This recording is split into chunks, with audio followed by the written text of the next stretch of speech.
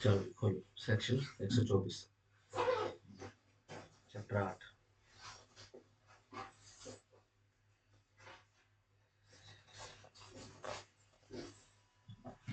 देखो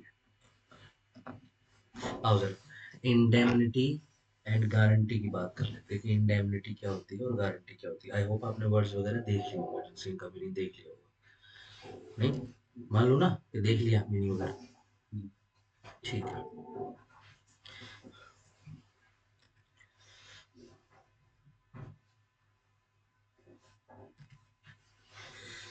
देखो आपका जो सेक्शन 124 है वो दो कॉन्ट्रैक्ट्स के विषय में बात करता है।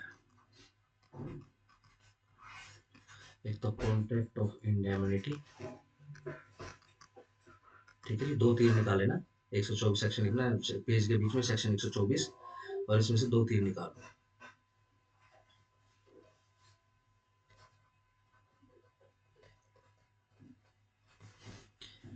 पहले तीर के नीचे लिखो कॉन्ट्रैक्ट ऑफ इंडेमनिटी,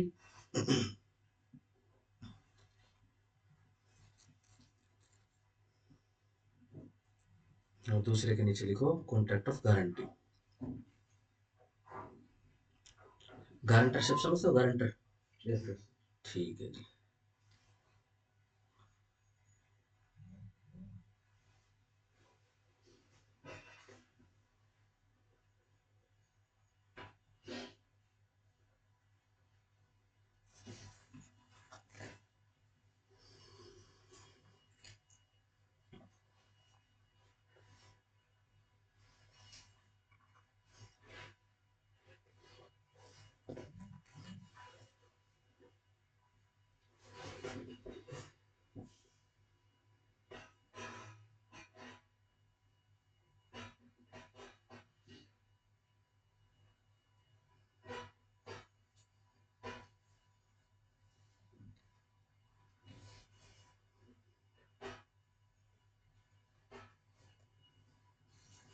चलो जी आओ सेक्शन 124 पढ़ते हैं।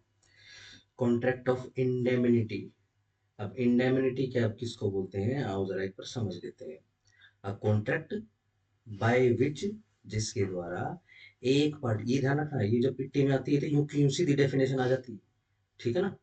जब एक पार्टी प्रॉमिस करती है क्या करने का, बचाने का, किसको, अदर पार्टी को, किससे, लॉसेस से, जो किसने कोज करे हैं, cause to him by the conduct of the promisor himself.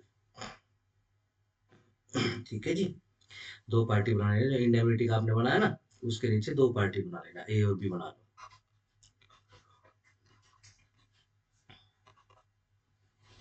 ठीक है जी। अब इसमें से प्रोमिसर बना लो अपनी मर्जी से और प्रोमिसी बना लो। सर ये कॉन्ट्रैक्ट ऑफ एनएमटी इसी के नीचे बनाएंगे, वैसे ही हाँ बनाएंगे। इसी के नीचे क्या, ये और भी है। हाँ जी, प्रोमिसर प्रोमिसी बना लो, ए और बी अपने हिसाब से लिख लो, किसको प्रोमिसर किसको प्रोमिसी, आपकी इच्छा है। बना गया। चलो ध्यान रखना ये प्रोमिसर की तरफ से है, किसको, प्रोमिसी को, कि भैया तू मेरा ये काम कर दे, अगर तेरा कोई नुकसान हो गया ना, तेरा कोई लॉस हो गया तो मैं इंडेमनीफाई कर दूंगा। ठीक है जी।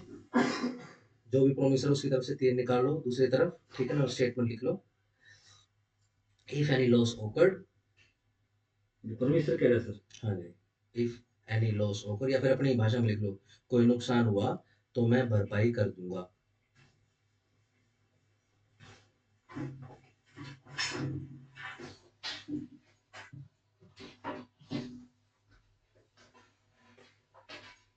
ठीक है, सिंपल।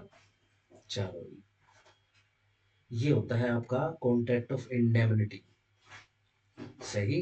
एक बार दोबारा से पढ़ लेते हैं, ये जो आपने डायग्राम बनाया इसको जरा विजुलाइज करना। अब कॉन्ट्रैक्ट सेक्शन 124, एक कॉन्ट्रैक्ट जिसके द्वारा एक पार्टी प्रॉमिस कर लेती है कि वो बचाएगी दूसरी पार्टी को नुकसान या फिर नुकसानों से, जो भी नुकसान उसको कोज किया गया है, to him by the conduct of the promisor himself, promisor के द्वारा, वही प्रॉमिस कर रहा है, ठीक है ना, और प्रोमिसर से यदि कोई नुकसान हो गया तो उसकी क्षतिपूर्ति करना, ठीक है जी, कॉन्ट्रैक्ट ऑफ इंडेमनिटी कहलाता है। और bye the conduct of any other person, ठीक है जी। चलो जी, अब इसी के नीचे इंडेमनिटी को जो आपने डायग्राम बनाया है, ठीक है ना, यहीं पे बीच में ऐसे करना, इसी के नीचे लॉस कॉज्ड, दो तीर निकालो, बाय प्रोमिसर,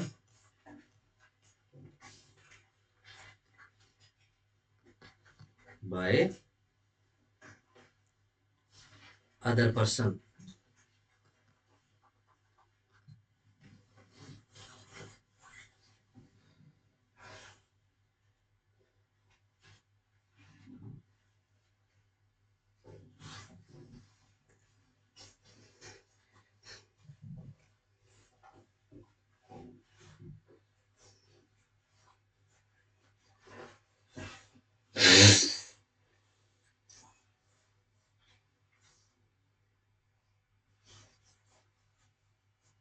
सर लॉस है, कोज है और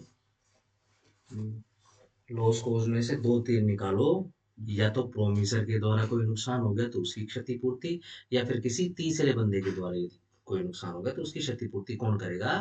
प्रोमिसर करेगा। ठीक हो गया, ये होता है कॉन्ट्रैक्ट ऑफ इंडेमनिटी। ठीक है जी, जैसे कि मैं गया एक बंदे के पास, ठीक है जी, या फिर मैं संदीप जी के पास चला गया, देखो जी आप कॉन्टेक्ट कर लो, मेरा ये ऑफर है, ठीक है जी। अब संदीप पूछता है भाई मेरा को नुकसान हो गया तो भाई मैं आपको जो है इंडेमनीफाई कर दूँ, आपका जो भी नुकसान होगा जी, मेरे कंडक्ट से अगर आपका जो भी नुकसान हो गया मैं पूरा करूंगा उसको। ठीक हो गया, सही हो गया, ये अपना कर दिया, ठीक है जी। और चलो जी, अगर आप नहीं आए तो कोई दूसरा बंदा है, देखो जी मेरी जगह आएगा जतिन, ठीक है ना, जयंत आएगा मेरी जगह, ठीक है ना, अगर जयंत की तरफ से भी कोई नुकसान होगा तो उसकी भी क्षतिपूर्ति मैं करूंगा। ठीक हो गया, सिंपल है, ठीक है, ये बड़ा हिसाब किताब चलिए।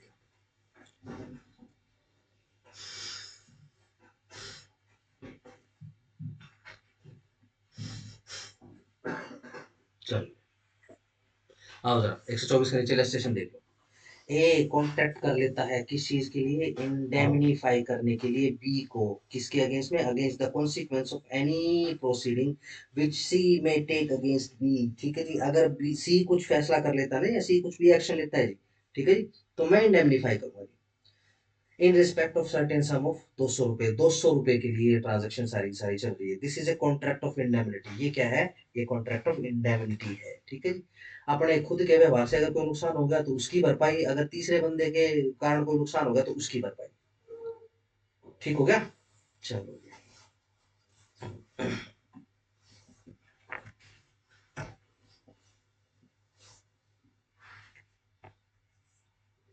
चलो 125, rights of indemnity holder when sued. अब जिसके पास इंडेमिनिटी है, लेट्स से मैंने इंडेमिनिटी का जो कॉन्ट्रैक्ट है किसके साथ किया है? ये संदीप जी के साथ किया है, मैं प्रोमिसर हूँ, ठीक है ना। तो बताओ इस कॉन्ट्रैक्ट के अंदर इंडेमिनिटी होल्डर कौन है? सर प्रोमिसरी होगा सर। प्रोमिसरी, प्रोमिसी, प्रोमिसरी होगा। ठीक हो गया। आप जिसको प्रोमिसरी कह रहे हो, प्रोमिसरी तो अलग चीज हो जाती है। प्रोमिसी, प्रोमिसर, प्रोमिसी, ठीक हो गया। आप होगे, आपके पास ही इंडेमिनिटी, ठीक है ना। आवाज आ रही है ना पीछे? थोड़ा गला थोड़ा डाउन है तो थोड़ा ज्यादा नीचे ला पाऊंगा, ठीक हो गया जी। चलो आओ, अब ये जो इंडेमिनिटी होल्डर है उसके पास क्या क्या राइट रहेंगे जब वो स्यू करेगा? The promisee in a contract of indemnity acting within the scope of his authority, जो उसकी अथॉरिटी के अंदर जो है काम कर रहा है, इज एंटाइटल्ड, अंडरलाइन कर लेना, एंटाइटल्ड होगा to recover from the promisor, के प्रोमिसर से रिकवर करे क्या? अंडरलाइन करो, ऑल डैमेजेस, नंबर वन के अंदर, ठीक हो गया। और नंबर दो के अंदर पहला वर्ड ऑल कॉस्ट्स, ठीक हो गया। सारे के सारे नुकसान वो उठा सकता है, उनकी भरपाई करवा सकता है, और जितनी भी कॉस्ट लगती है, ठीक हो ना। कॉस्ट, कॉस्ट क्या होती है?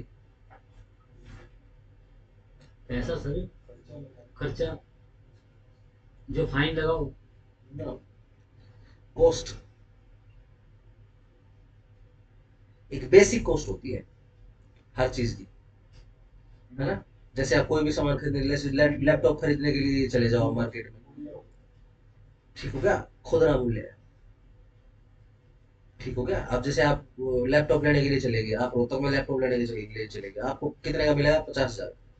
आपकी कोई जानकारी है जहाँ ये बनते हैं? क्या क्या फैक्ट्री का ना ठीक रहेगा? फैक्ट्री में बनते हैं क्या? और क्या सर, और कहाँ बनते हो? फैक्ट्री होगी या कोई इंडस्ट्री होगी, और कहाँ बनते चलो ऐसा होता है, कोई यूनिट है, ठीक है ना, हो? वहां यूनिट पे है, लैपटॉप बनता है, आपकी जानकारी है, ठीक है हाँ। ना। आपने वहां से निकलवाया, कितने का पड़ेगा आपको? सर 30,000 का, 35,000 का। 30,000 का पड़ जाएगा, ठीक है ना। तो 30,000 एक मूल्य ऐसा रहेगा, एक प्राइस ऐसा रहेगा जिस प्राइस से नीचे आपको कोई भी चीज नहीं मिलेगी पर्टिकुलर, ठीक है जी।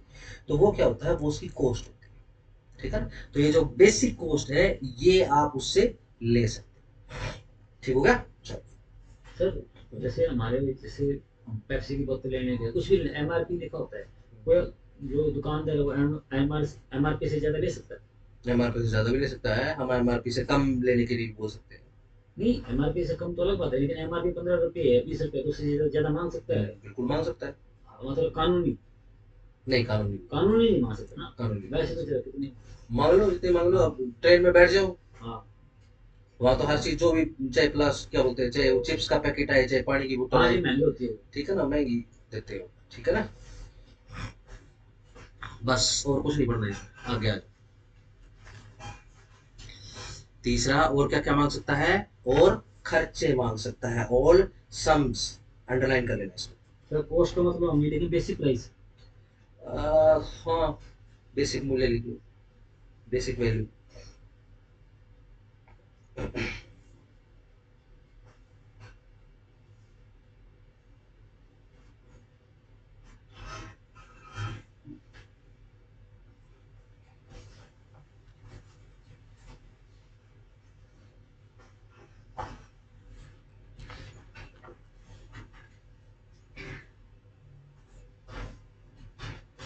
चलो, तीन चीजें ले सकता है कॉन्ट्रैक्ट ऑफ इंडेमनिटी के अंदर कौन? इंडेमनिटी होल्डर, ठीक है जी।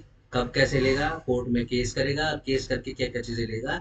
डैमेजेस वसूल पाएगा, कॉस्ट वसूल पाएगा, ठीक है जी, और सम्स वसूल पाएगा। कौन से सम? जो खर्चा लगता है बेसिकली, ठीक हो गया।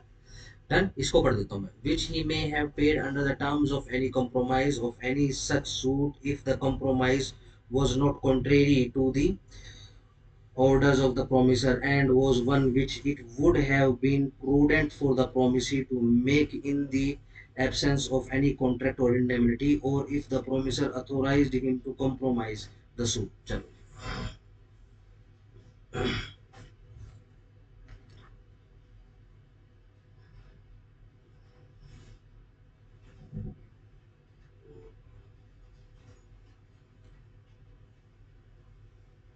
चलो 126 पे आ जाओ अब कॉन्ट्रैक्ट ऑफ गारंटी के ऊपर, ठीक है जी। देखो, कॉन्ट्रैक्ट ऑफ गारंटी के अंदर तीन पार्टीज होती है, श्योरिटी, प्रिंसिपल डेटर और क्रेडिटर, ठीक हो गया, है ना। बैंक में जाते हैं जनरली, वो लोन वगैरह के लिए गारंटर बनते होते हैं, ठीक है। बाहर तो ये गारंटी का सिस्टम ही खत्म हो गया है। सर वो जो आपने होमवर्क दिया था ना, वो होमवर्क तो मैंने थोड़ा सा करा, लेकिन वो सेक्शन नहीं मिले सर। कौन सा होगा? क्वांटम मेरिट जो है किस सेक्शन में आता है, ये सेक्शन नहीं मिला, इसका मीनिंग तो पता चलिए। मीनिंग तो मैंने लिखवा दिया था आपको। नहीं सर, आपने मीनिंग नहीं बता, अभी वही कहा था किस सेक्शन में आता है, ये पता कर। मीनिंग लिखवा दिया था मैंने आपको। क्या लिखा था आपने मीनिंग? मीनिंग तो सर मैंने मैंने जब तो लिखा नहीं, मैंने लिखा है कि जितना खर्चा हुआ ना, उतना खर्चा जो मिलने का हकदार हो उसे क्वांटम मेरिट कहते हैं। मैंने तो पढ़ा था सर ये। जितना काम उतना पैसा। हाँ, जितना काम उतना दो। ढूंढना मिल जाएगा। एक सेक्शन आपने ऐसा पढ़ा है, जितना काम उतना पैसा के नाम ये कितना से, अच्छा। एक सेक्शन पढ़ा है आपने, पढ़ लिया वो आपने, ठीक है सर। ठीक है जी। हाँ हाँ जी। ये जनरली जब गारंटी मांगते हैं, ठीक है ना, बैंक में जब लोन के अगेंस्ट में गारंटी मांगता है कौन? बैंक, ठीक है जी। उस समय जो कॉन्ट्रैक्ट साइन किया जाता है, उस समय जो कॉन्ट्रैक्ट एग्जीक्यूट किया जाता है, वो होता है कॉन्ट्रैक्ट ऑफ गारंटी, यह ट्राई पार्टी एग्रीमेंट होता है। ट्राई पार्टी का मतलब कम से कम इसके अंदर 3 पार्टी रहती है। ठीक है ना? सिंपल हो गया। चलो जी, कैसे? जैसे कि शुरुआत से इंट्रोडक्शन के समय से ही हम ये पढ़ रहे हैं कि कॉन्ट्रैक्ट में सबसे ज़रूरी चीज़ क्या होती है? सबसे ज़रूरी चीज़ होती है पार्टी। कितनी पार्टी होनी चाहिए? 2 पार्टी, एटलीस्ट 2 पार्टी होनी चाहिए। ध्यान रखना, अगर मैं पूछूँ कि कॉन्ट्रैक्ट ऑफ गारंटी में कितनी पार्टी होनी चाहिए? तो भाई साहब 3 होंगी पार्टियाँ। ठीक हो गया? चलो जी।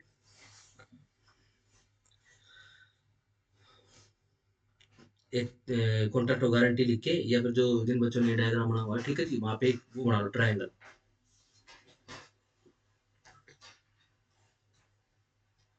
ट्रायंगल। हुँ।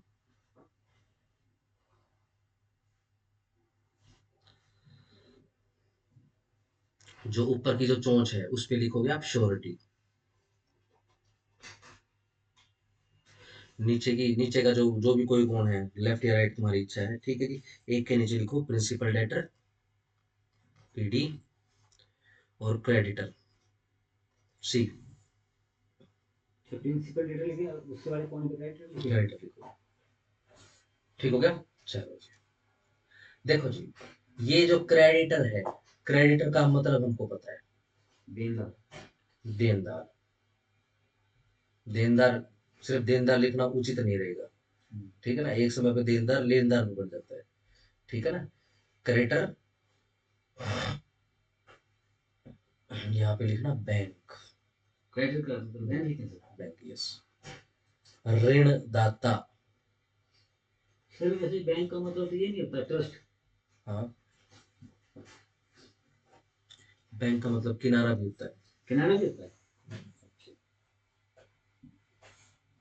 अंग्रेजी में मत जाओ। हाँ ठीक है। ठीक हो गया? डन।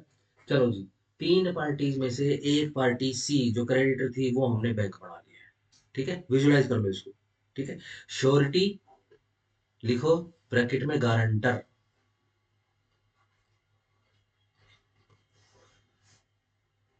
ये है जी गारंटर, गारंटर। जो गारंटी देता है। प्रिंसिपल डेटर, ऋण देनदार।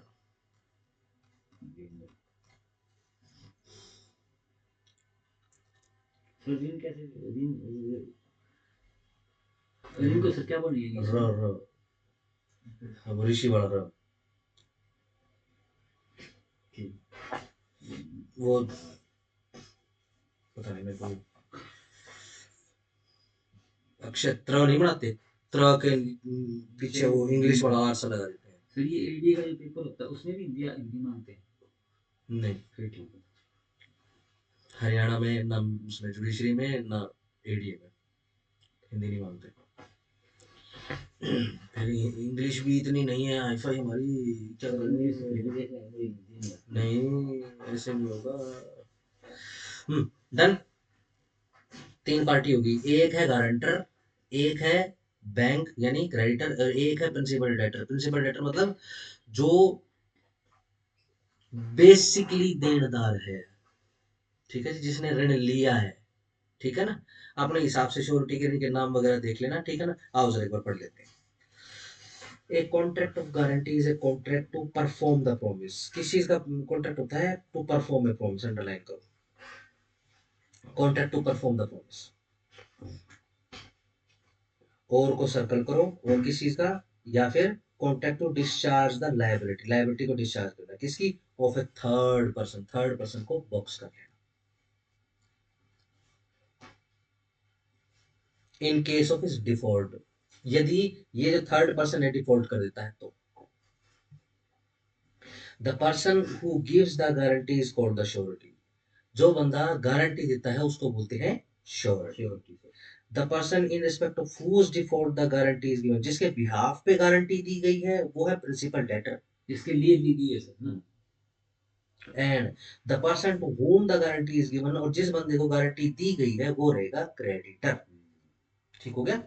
अ गारंटी में बी ईदर ओरल और रिटर्न। ओरल और रिटर्न को अंडरलाइन कर लेना। गारंटी ओरल भी हो सकती है और रिटर्न भी हो सकती है। यस, कॉन्ट्रैक्ट जब ओरल और रिटर्न हो सकता है तो गारंटी क्यों? सर ये जो अपनी ये जो पुलिस वाले हैं वो भी तो गारंटर या जमानती जो होते हैं वो एक ही बात होती है सर, जमानती या गारंटी गारंटर। क्या? जैसे पुलिस में हम जाते हैं कहते हैं जमानत जमानती चाहिए, तो जमानती और गारंटर एक ही टर्म यूज कर सकते हैं, अलग अलग होती जमानती नहीं, जमानत देखो बेसिकली वो मोर्गेज और मोर्गेजी के अंदर आ जाता है।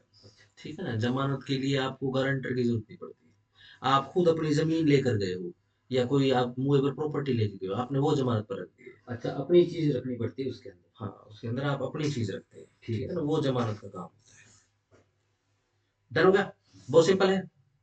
ध्यान रखना, आपके डिग्री में भी ये क्वेश्चन आते हैं, सीधा सिंपल डिफरेंशिएशन पूछ लेते हैं, भाई इंडेमनिटी और कॉन्ट्रैक्ट ऑफ गारंटी में डिफरेंशिएट कीजिए। ठीक है जी। बेसिकली क्या पूछते हैं आपसे, ये सेक्शन ही पूछ रहे हैं। चलो जी, कितना इजी चल रहा है। 124 में इंडेमनिटी का आ गया, 125 में इंडेमनिटी होल्डर के राइट्स आ गए, 126 में कॉन्ट्रैक्ट ऑफ गारंटी आ गया। ठीक है जी। इंडेमनिटी और गारंटी सही जैसा ही लगा सर, है ना सर? नहीं, बिल्कुल बिल्कुल भी नहीं है। सर वो नुकसान की भरपाई करेगा सर, और ये गारंटी वाला भी ऐसे ही है सर, है ना सर? नहीं, क्यों सर, कितना? आपने बिल्कुल अलग पढ़ा है। ये तो पढ़ते पढ़ते मिक्स कर दिया आपने। देखो जरा, आपने तो डायग्राम में बनाया, देखो जरा कहाँ कहाँ से। नहीं, इसे ये नहीं कहता कि भाई अगर कोई लॉस हो गया तो वो लॉस का जो इंडेमनिटी मैं भर दूंगा, प्रोमिसर कहता है जैसे, हम्म, उसमें गारंटी में थर्ड पर्सन होता है। 3rd पर्सन आ गया। बहुत बड़ा फर्क है। यही क्वेश्चन बनता है बेसिकली।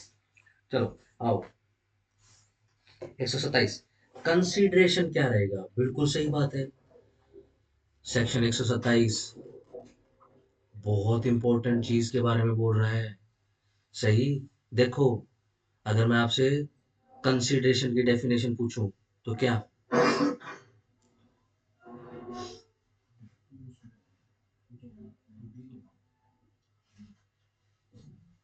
क्या होती है कंसीडरेशन?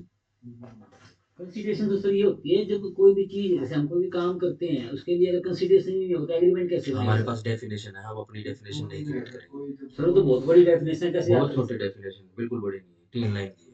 जब कोई पर्सन दूसरे बंदे को प्रॉमिस करता है कि अब मैं कोई देखो एक्टिविटी दोबारा करूंगा। विजुलाइज करो, विजुलाइज करो, करो जी, करो करो।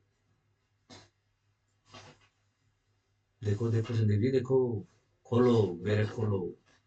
प्रॉमिस के लिए जाए, जैसे जो प्रॉमिस या कोई दूसरा पर्सन कोई चीज करने या ना डेफिनेशन दे करने के रखी लिए। है, इसके अलावा कुछ भी बोलोगे, चाहे कितने ज्ञानी हो, कुछ भी बोलोगे नहीं है, ठीक सर हो। फिर हम ये सारी डेफिनेशन लिख के आनी पड़ेगी? बिल्कुल। ओके। मतलब ये बोल दो कि जो कीमत होती है, कीमत कंसिडरेशन होती है नहीं। ठीक है। जो एक दूसरे को वसूल पाता है, वसूल वसूल वसूली होती है कंसिडरेशन नहीं। ठीक है, जो एग्जैक्ट लिखा हुआ वही बोलना पड़ेगा। ओके। क्या? सीधा, सिंपल। ये तो शुरुआत से बता रहा हूं मैं। प्रोमिसी से प्रोमिसर की तरफ चलती है। ठीक हो गया? आओ जी, कॉन्ट्रैक्ट ऑफ गारंटी में कौन प्रोमिसर है और कौन प्रोमिसी है, और कंसिडरेशन क्या रहेगा फिर?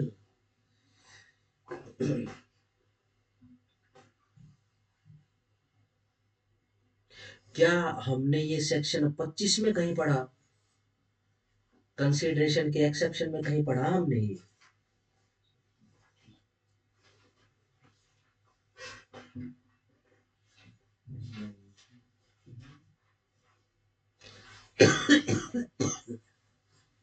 पच्चीस के तीन में तो था सर, बाय हिज एजेंट एक सर तरीके क्या से। कुछ हमारे ध्यान उसमें थोड़ा बहुत डाल सकते हैं।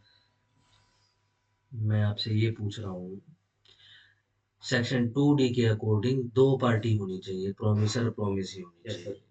कंसिडरेशन प्रोमिसी से प्रोमिसर की तरफ जाएगा। ठीक है डन सर। है? कॉन्ट्रैक्ट ऑफ गारंटी के अंदर प्रोमिसर और प्रोमिसी कौन है? प्रॉमिस में तो श्योरिटी है सर। Question number 1। प्रोमिसर कौन है सर? एक भी पूछो, प्रोमिसर कौन है? प्रोमिसर और प्रोमिसी कौन है? प्रोमिसर और प्रोमिसी, प्रोमिसी दूसरा क्वेश्चन, भाई प्रोमिसर प्रोमिसी यदि है तो कंसिडरेशन क्या है भाई कॉन्ट्रैक्ट ऑफ गारंटी के अंदर? सर कंसिडरेशन वो कॉन्ट्रैक्ट है सर, वो कॉन्ट्रैक्ट के अंदर वो जो चीज मांग रहे हैं। अभी भी ऐसे नहीं होता। कॉन्ट्रैक्ट की डेफिनेशन लिखी हुई है। कैसे है कॉन्ट्रैक्ट? वो जो कॉन्ट्रैक्ट के अंदर जो चीज है ना सर, जो वो चीज चाहते हैं वो है कंसीडरेशन। जैसे वो लोन चाहते हैं, वो लोन है कंसीडरेशन। कॉन्ट्रैक्ट नहीं बोलोगे आप फिर। अच्छा। कॉन्ट्रैक्ट की डेफिनेशन है संदीप जी, लॉ में एडमिशन लिया है, नो सॉरी लॉ प्रैक्टिस करोगे, ऐसे कुछ भी बोल दोगे तो मामला बिगड़ जाएगा। ठीक है ठीक है ना, जज साहब का दिमाग घूम जाएगा। कॉन्ट्रैक्ट, कॉन्ट्रैक्ट मतलब offer, acceptance, promise, consideration, agreement, contract. Contract, contract के अंदर कंसिडरेशन कॉन्ट्रैक्ट है। बात पूरी तरीके से घूम चुकी सर। है। ठीक है सर। हाँ जी, बताओ प्रोमिसर कौन है इसमें। ट्रायंगल देखो, ट्रायंगल जो आपने पढ़ा है, श्योरिटी, प्रोमिसर तो फिर principal surety debtor, sir creditor. Promisor इसके अंदर पता है कौन है sir? Hmm sir principal debtor है सर। हम्म बताओ जी, एक प्रिंसिपल लेटर, एक वोट आ गई प्रिंसिपल लेटर। हाँ जी।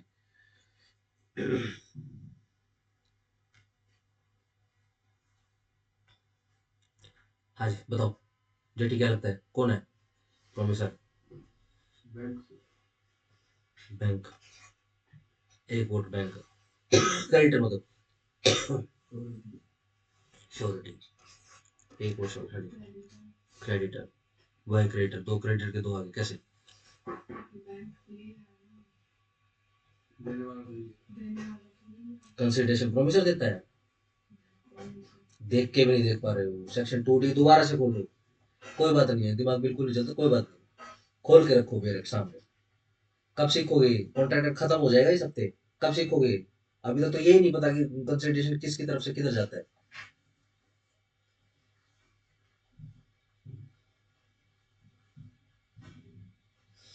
क्वेश्चन ये है, प्रोमिसर कौन है,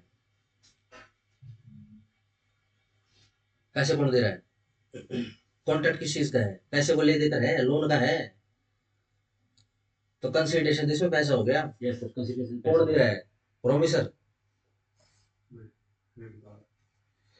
क्रेडिटर तो प्रोमिस ही रहता एक फिक्स हो गया, प्रोमिस ही बन गया, क्रेडिटर कौन हो गया, है प्रोमिस ही हो गया।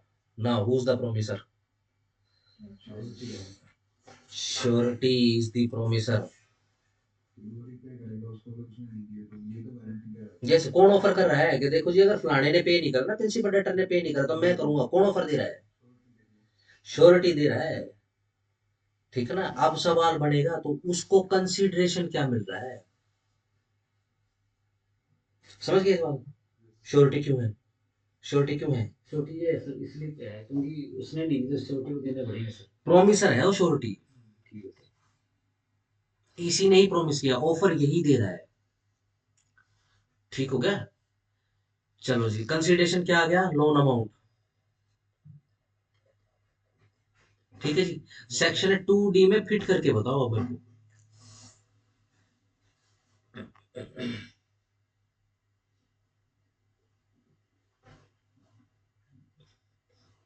मैंने कहा था सेक्शन 124 से लेकर 238 37 तक अब यही प्रैक्टिस करना है अब आपने।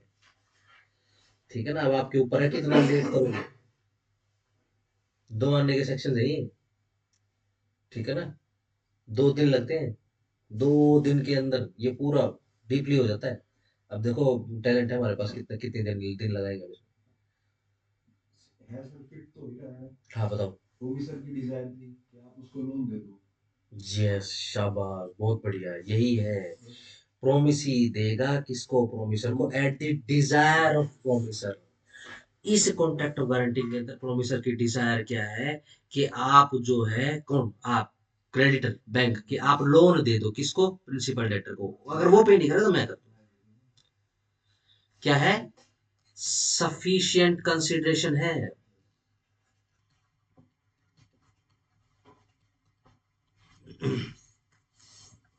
आओ जी, consideration for guarantee 127, anything done, कोई भी चीज जो करी गई, और एनी प्रॉमिस मेड, या फिर कोई भी प्रॉमिस बनाया गया, फॉर द किसके बेनिफिट के लिए, किसके, प्रिंसिपल डेटर के, may be a sufficient consideration, may को जरा बॉक्स करो, अंडरलाइन करो, sufficient consideration, to the surety for giving the guarantee, guarantee देने के लिए।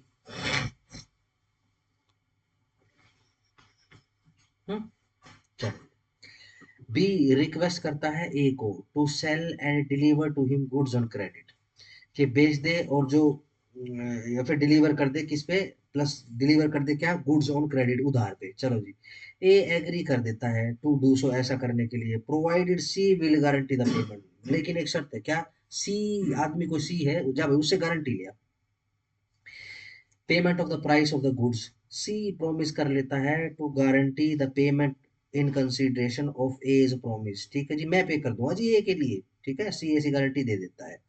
This is a sufficient consideration for C's promise, यह sufficient consideration है, क्या, ए को उसका सामान मिल जाएगा, ठीक हो गया। चलो, A sells and delivers good to B. C afterwards requests A to forbear to sue B for the debt. C जो है बाद में A को क्या कहता है कि भैया आप जो है बी के अगेंस्ट में कोई केस वगैरह मत करना जी, ठीक है ना, उधार के लिए फॉर एन ईयर, एक साल के अंदर, एंड प्रॉमिस कर लेता है यदि ही डस, अगर उसने ऐसा किया, C will pay for them in default, C pay कर देगा उसके डिफॉल्ट में पेमेंट, किसको, बी को। A agrees to for bear as requested, A जो है अकॉर्डिंगली, ए ने जो फॉर बियर कर दिया ये काम करने के लिए, this is sufficient consideration for C promise, बिल्कुल सही बात है, सी पे स्टार लगा लो। A sells and delivers goods to B, C afterwards without consideration, underline करो, without consideration agrees to pay for them in default of B, क्या लिखा है, without consideration sir, last last के वर्ड क्या लिखे हैं, वाइड है सर, पूरा पढ़ो, डिसएग्रीमेंट एग्रीमेंट इज void, ठीक हो गया, सर। क्यों क्यों void हो गया, सर इसमें कंसीडरेशन नहीं है ना, क्योंकि कंसिडरेशन नहीं है, तो वाइड है। सेक्शन 25 की पहली लाइन है हेडिंग की, consideration, contract without consideration is void, yes sir. ठीक हो गया जी। चलो जी आगे आ जाओ, 128 श्योरिटी की liability, the liability of the surety is co-extensive with that of the principal debtor, बिल्कुल सही बात है जी, co-extensive को बॉक्स कर लो, यह है इसका कीवर्ड, को एक्सटेंसिव क्या मीनिंग होता है? बता दो, with that of the principal debtor unless, जब तक कि अंडरलाइन करो, unless it is otherwise provided by the contract, यह कॉन्ट्रैक्ट के द्वारा कोई दूसरी चीज प्रोवाइड ना कर दी गई हो, ठीक हो गया, सिंपल। चलो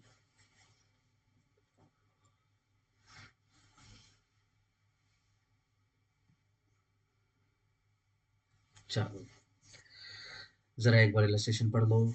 ए गारंटी देता है बी को the payment of a bill of exchange by C, ठीक है जी, जो भी बिल ऑफ एक्सचेंज रहेगा बाय सी के द्वारा, दी एक्सेप्टर, सी कौन है, एक्सेप्टर है, द बिल इज डिसऑनर्ड, और ये जो बिल है, ये जो चेक है, डिसऑनर हो गया है बाय सी के द्वारा, ए इज लायबल, अब ए लायबल हो जाएगा not only for the amount of the bill, ना ही केवल सिर्फ अमाउंट ऑफ द बिल के लिए, but also for any interest, plus interest भी यदि कोई उगा जाएगा तो इंटरेस्ट के लिए भी लायबल हो जाएगा, एंड चार्जेस प्लस लगा लेना एंड के ऊपर, और जो खर्चे वगैरह है which may have become due on him, ठीक है जी, उसके ऊपर जो भी ड्यू रहेंगे उन सब के लिए जिम्मेदार हो जाएगा, इसको बोलते हैं को एक्सटेंसिव, जिस एक्सटेंट तक प्रिंसिपल डेटर जिम्मेदार है उसी एक्सटेंट तक श्योरिटी भी जिम्मेदार हो जाएगा,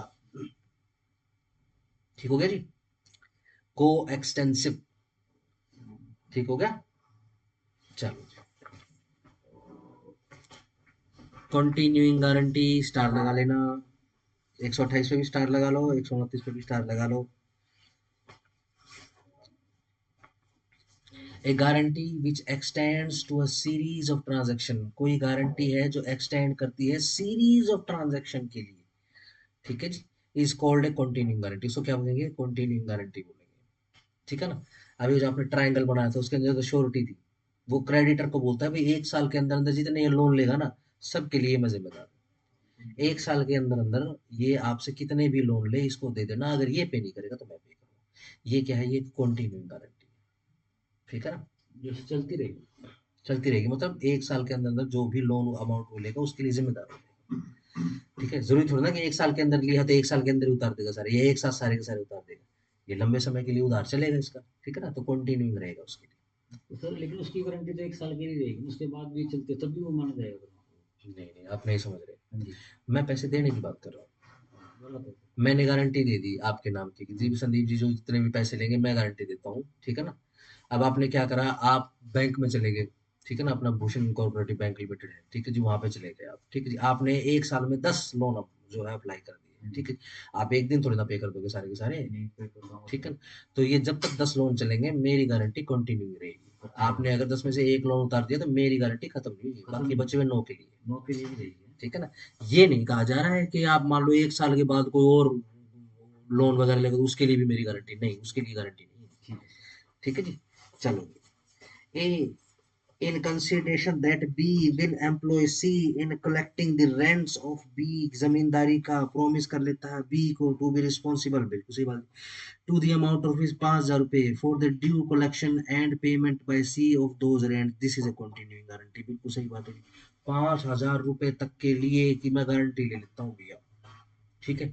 और क्या करता है रायतवाड़ी में, ठीक है जी, जमींदारी का जो रेंट होता है वो कलेक्ट करने का काम होता है इसके अंदर, ठीक हो गया। और कब का है, 1872 का है। 5,000 रुपए तक के लिए गारंटी होटली है। अब 5,000 रुपए में कितनी गारंटी ले सकता है, सबके लिए जिम्मेदार हो जाएगा, डन। 5,000 से ऊपर 1 रुपए के लिए नहीं। हम तो सर जब भी ये कॉन्ट्रैक्ट पढ़ रहे जैसे और हम जब सभी जो भी अमाउंट देखें तो हम उसको 1872 के हिसाब से 1872 की, बिल्कुल 1872 की, बिल्कुल रजिस्ट्रेशन और अमाउंट वगैरह जहाँ भी आपको दिक्कत आएगी आपको समझ दिमाग में रखना पड़ेगा 1872 के हिसाब से। इसके हिसाब से वहाँ 5 लाख 10 लाख ये अमाउंट तो यहाँ कम पे ही 5 मिलेगा। करोड़ कर देना। चलो जी, ए गारंटी करता है कि पेमेंट करेगा किसको, बी को। कौन है बी, ए टी डीलर, चाय का व्यापारी है, ठीक है जी, to the amount of pound 100 pound तक के लिए, for any tea he may from time to time supply to C, कौन सी किसके लिए, जो भी चाय जो है सप्लाई करेगा वो किसको, सी को। बी सप्लाई करता है सी को with tea of above the value of 100 pound and C pays B for it, ठीक है जी, और सी जो है बी को उसके लिए पे कर देता है। आफ्टरवर्ड बी सप्लाई सी, उसके बाद जो है बी सप्लाई करता है सी को with tea of the value of 200 pound, ठीक है जी, सी फेल्स टू पे, अब सी जो है वो फेल कर जाता है, ठीक है जी, स्टार लगा लेना इलस्ट्रेशन के आगे। The guarantee given by A was a continuing guarantee and he is accordingly liable to B to the extent of 100 रुपए। कोई बात नहीं, अगली बार 200 रुपए की चाय बेची उसको, कोई बात नहीं, 100 रुपए की चाय के लिए पैसे तो, ठीक है ना, यही दे रहा है, ठीक हो गया। बाकी बचे 100 रुपए नहीं, 100 पाउंड, बाकी बचे हुए 100 पाउंड के लिए नहीं हो। कंटिन्यू गारंटी किसके लिए, 100 पाउंड की। ए गारंटीज करता है पेमेंट किसको, बी को, ऑफ द प्राइस ऑफ 5 सैक्स, ठीक है जी, 5 सैक्स के लिए ऑफ फ्लोर, आटे का, to be delivered by B to C, ठीक है जी, and to be paid for in a month, किसके लिए, 1 महीने के लिए। B delivers 5 sacks to C, B जो है ऐसे ही 5 कट्टे देता है किसको, सी को। सी पेज फॉर देम, सी उसके लिए पैसा देता है। आफ्टरवर्ड बी डिलीवर्स 4 सैक्स किसको, सी को, विच सी डज नॉट पे, जिसके लिए सी पे नहीं करता है। The guarantee given by A was not a continuing guarantee and accordingly he is not liable for the price of the floor of the sacks, ठीक है जी, अंडरलाइन कर लेना,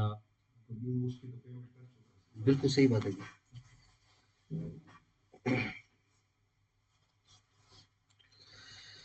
5 सैक्स के लिए था, कट्टे बोरी जो भी समझ रहा हूँ, ठीक हो गया। चलो जी 130 रिवोक कर देते हैं भैया गारंटी। कॉन्ट्रैक्ट ऑफ इंडेमनिटी तो गायब ही हो गया, देख रहे हो। कॉन्ट्रैक्ट ऑफ इंडेमनिटी के सिर्फ 2 ही सेक्शन पड़े, 124 125 बस। जैसे ही कॉन्ट्रैक्ट ऑफ गारंटी आया है हम उसी को ही पढ़ रहे हैं, कंटिन्यू, अभी तक इंडेमनिटी नहीं आया है। अब क्या बता रहे हैं, रिवोक कर रहे हैं किसको, कंटिन्यूइंग गारंटी को, yes. A continuing guarantee may at any time, may को अंडरलाइन करो, underline, at any time be revoked by the surety, किसके द्वारा, underline surety, as to the future transaction, किसके लिए, फ्यूचर ट्रांजैक्शन के लिए, पास्ट ट्रांजैक्शन के लिए नहीं कर सकते आप, ठीक हो गया। बाय नोटिस कैसे, बॉक्स करो, by notice to the creditor, किसको, क्रेडिटर को,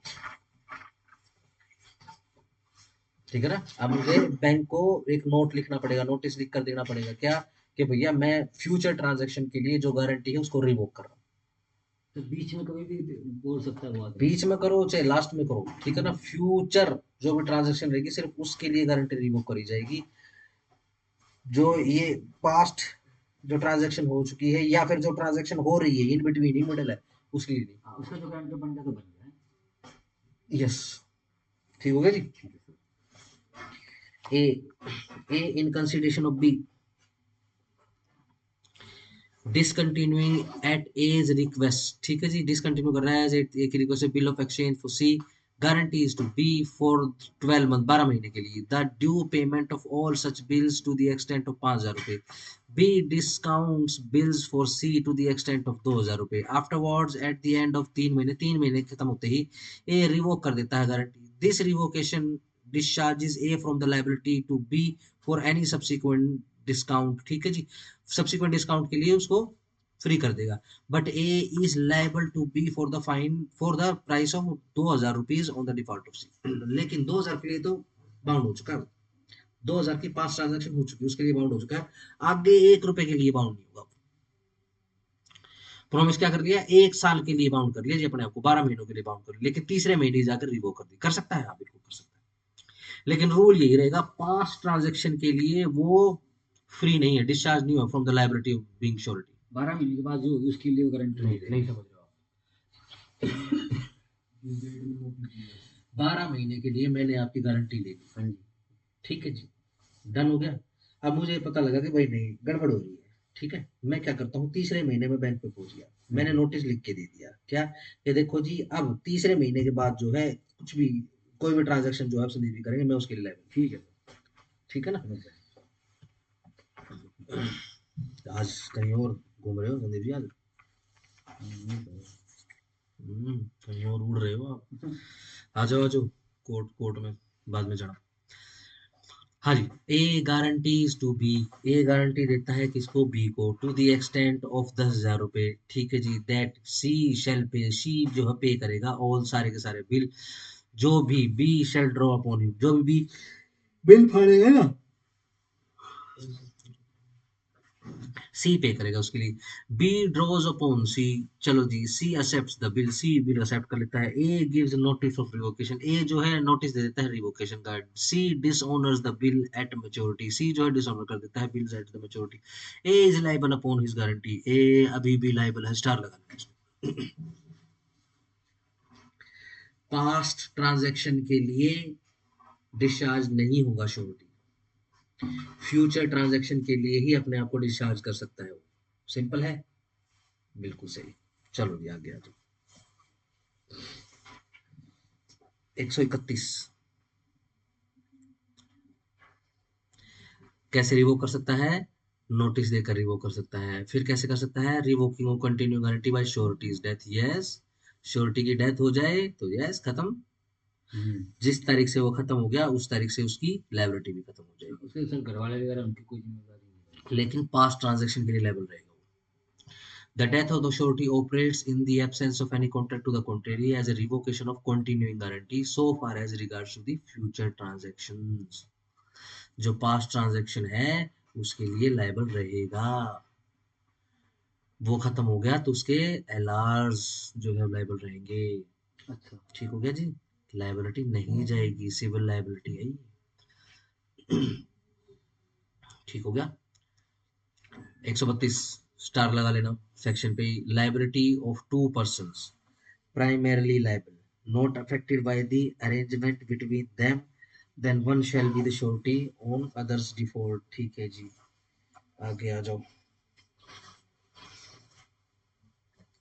जहां पर दो बंदे कॉन्ट्रैक्ट कर लेते हैं किसके साथ, विद थर्ड पर्सन, थर्ड बंदे के साथ में, किस लिए, to undertake a certain liability, एक सर्टेन लायबिलिटी को अंडरटेक करने के लिए, एंड ऑल्सो कॉन्ट्रैक्ट, और साथ में कॉन्ट्रैक्ट कर लेते हैं विद ईच अदर, एक दूसरे के साथ, that one of them shall be liable, के एक जो है लायबल रहेगा ओनली ऑन द डिफॉल्ट, ठीक है जी, किस लिए, डिफॉल्ट के लिए, ऑफ द अदर दूसरे के, ये जो थर्ड पर्सन है not being a party to such contract, जो third person to the parties या third person to the contract है, the liability of each of such two person, ठीक है जी, to the third person under the first contract is not affected by the existence of the second contract, ठीक है जी। अब ये जो first contract की जो लायबिलिटी है वो सेकंड कॉन्ट्रैक्ट के आने से किसी भी तरीके में अफेक्ट नहीं होगी, ठीक है जी, ऑल्दो यद्यपि ये जो थर्ड पर्सन है may have been aware of his existence, कोई फर्क नहीं पड़ता उसको पता था कि फर्स्ट कॉन्ट्रैक्ट जो है एग्जिस्टेंस में है, इलस्ट्रेशन देख लो उससे आ जाएगा, विजुलाइज कर रहा, A and B make a joint and several promissory notes to C. A और B मिलकर joint और several promissory notes चेक्स फाड़ते हैं, ठीक है ना, किसके, C के नाम पे, चलो ए मेक्स इट, ए बनाता है इसको in fact as surety for B, कैसे, लाइक श्योरिटी फॉर, ये चेक किसने साइन करके दिए हैं, ए ने, लाइक श्योरिटी ऑफ बी। ठीक हो गया, चलो। एंड सी नोज दिस, सी को यह पता है, eight the time when the note is made, जब ये नोट्स बनाए जा रहे थे, बिल्कुल सही बात है। द फैक्ट दैट, यह तथ्य कि A to the knowledge of C, के नॉलेज भी थी सी को, made the note as a surety for B, ठीक है जी, is no answer to a suit by C against A upon the note, यह कोई भी जवाब नहीं है। ठीक है जी, सी को पता है कि ए जो है ना, लाइक श्योरिटी जो है, ये चेक काट कर दे रहा है बी के, बी के बिया पे, बी के लिए है। ठीक है जी, अब सम हाउ जो है सी ने जो है केस कर दिया है, ध्यान रखना इनके बीच में कोई कॉन्ट्रैक्ट ना है। ठीक है जी, सिंपल है, ये कोई श्योरिटी का कॉन्ट्रैक्ट नहीं हो रहा है इनके बीच में।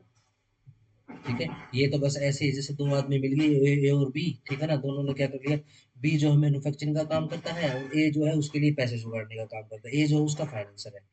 ए क्या करता है, उसके नाम पे बिल काट के, चेक काट के, ठीक है जी, बैंक में लगाता रहता है। ठीक है ना भाई, बी को जरूरत पड़ती रहेगी, बी जो है सी बैंक में जाएगा और अपना यूज करता रहेगा पैसे निकाल निकाल। ठीक है जी, सी को भी पता है कि भाई श्योरिटी के जैसे काम कर रहा है, लेकिन सी के साथ कोई लेना देना नहीं है, एक एक और बी के जो भी कॉन्ट्रैक्ट है ना, उसमें सी का कोई लेना देना नहीं है। ठीक हो गया, डन हो गया, उसके लिए कोई भी डिफेंस या फिर ग्राउंड ऑफ अटैक अवेलेबल नहीं है इस केस के अंदर।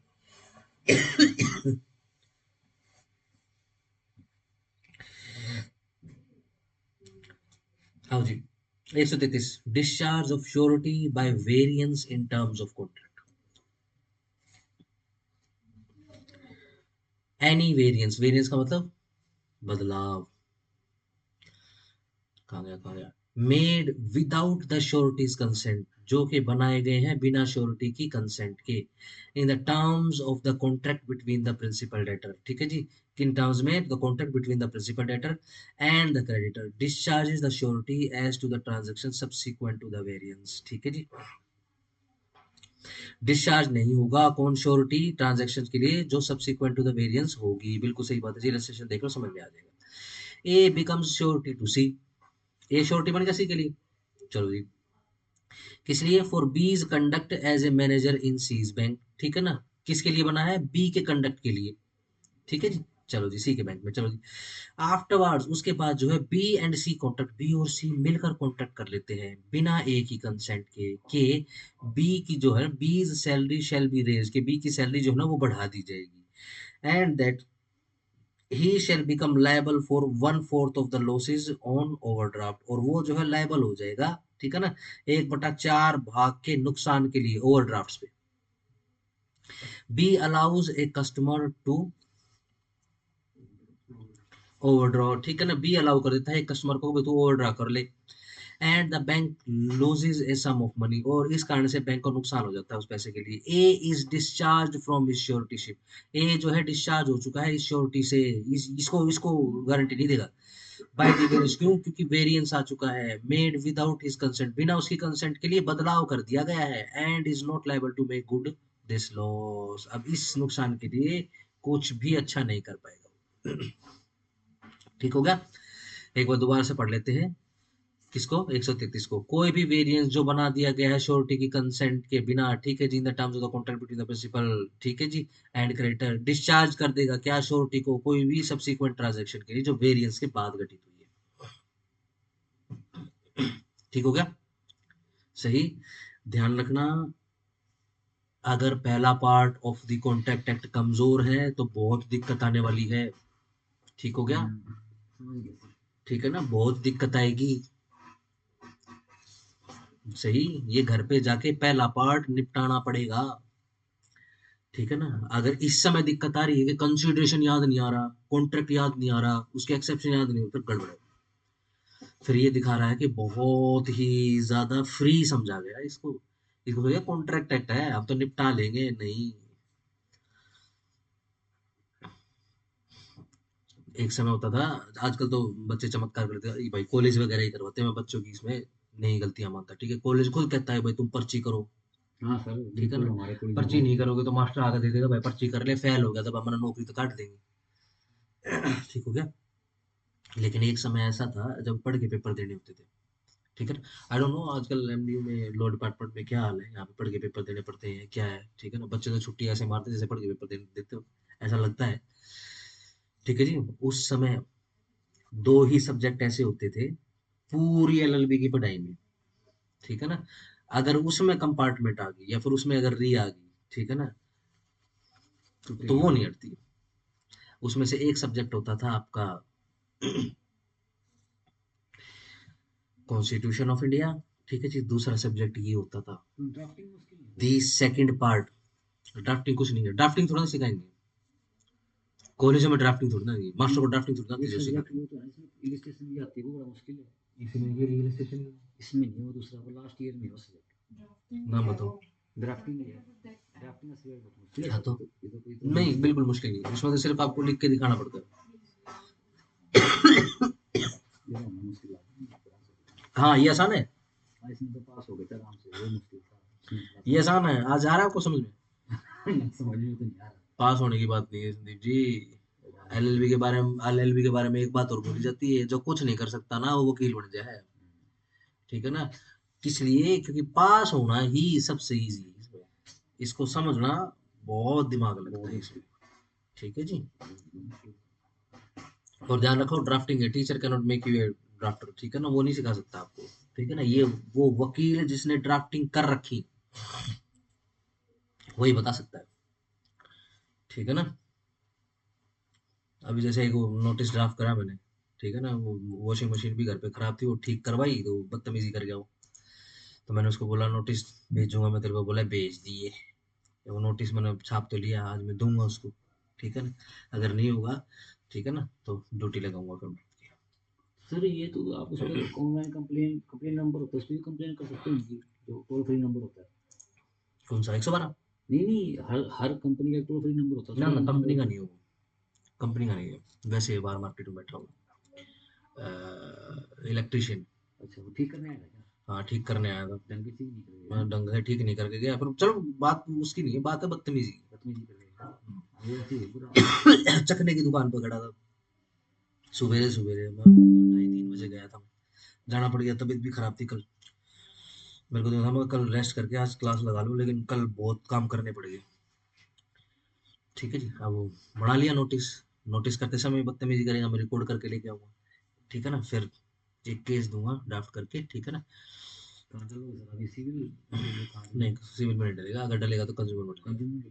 हाँ देखते तो हैं, अगर और कुछ बदतमीजी करेगा तो एफआईआर भी कटवा दूंगा, कटवा दो सर, सही है। ठीक है ना। बड़ा अजीब सा है, मतलब यार एक तो काम नहीं कर रहा, पूरी मशीन खोल के रखी हुई है, फिर आजकल भैया बहुत बुरा हाल है, मतलब पता नहीं क्या समझते हैं अपने आप को। जिसको जहां निकल जाओ, जिस किसी मार्केट में निकल जाओ, वहीं पे चोर बैठे हुए हैं भैया, बता इतना रहे हैं बुरा सर, हाल एक हमारे कॉलोनी के हमारा ठीक काम करता है, भेज दूंगा सर, अगर आप नहीं बात कर लो। है। कॉलोनी हाँ क्यों आएगा वो काम करने, अब तो खैर कॉल कर दिया मैंने, अब तो उनको एलजी वाला कोई कॉल कर दिया, वो आके ठीक करेंगे। इसको करवा लियो। इसको कह दिया, बोले जल्दी करवाऊंगा, आज इसका भी छापूंगा मैं। भाई बहुत बुरा हाल है, मतलब सोसाइटी ना बिल्कुल ढर्रे से ढह गई है, ठीक है ना। और फिर सर लोग ये कहते हैं कि हमारे पास काम नहीं है, जब तुम काम की इज्जत, कैसे मिलेगा, जब काम की इज्जत ही नहीं करोगे तो काम कहाँ से कैसे मिलेगा आपको? कैसे मिलेगा। चाहिए। और देसी आदमी, अपने देसी आदमी के विषय में तो ये बात बोली जाती है कि भाई ये दुकान खोल के नहीं खा सकता, दुकान खोलने के लिए तो भाई बहुत पोलाइट होना पड़ता है, सर मैं बहुत सुनना पड़ता है, सुनना पड़ता है सर, और दिन में 50 और प्रॉब्लम जायज आती है। कहना पड़ता है। दिन में 50 प्रॉब्लम आती है सर, बड़ा ठंडा रहना पड़ता है सर। बहुत बुरा हाल है सर। कोई बात नहीं, घना फोंगर के घने गुंडे पाक के पर दुकान बंद कर देते हैं अपनी। दुकान भी बंद कर देते हैं सर, और लॉस खाते हैं बहुत तगड़ा। कोई बात नहीं, खाएगा तो खाएगा भाई। चलो जी।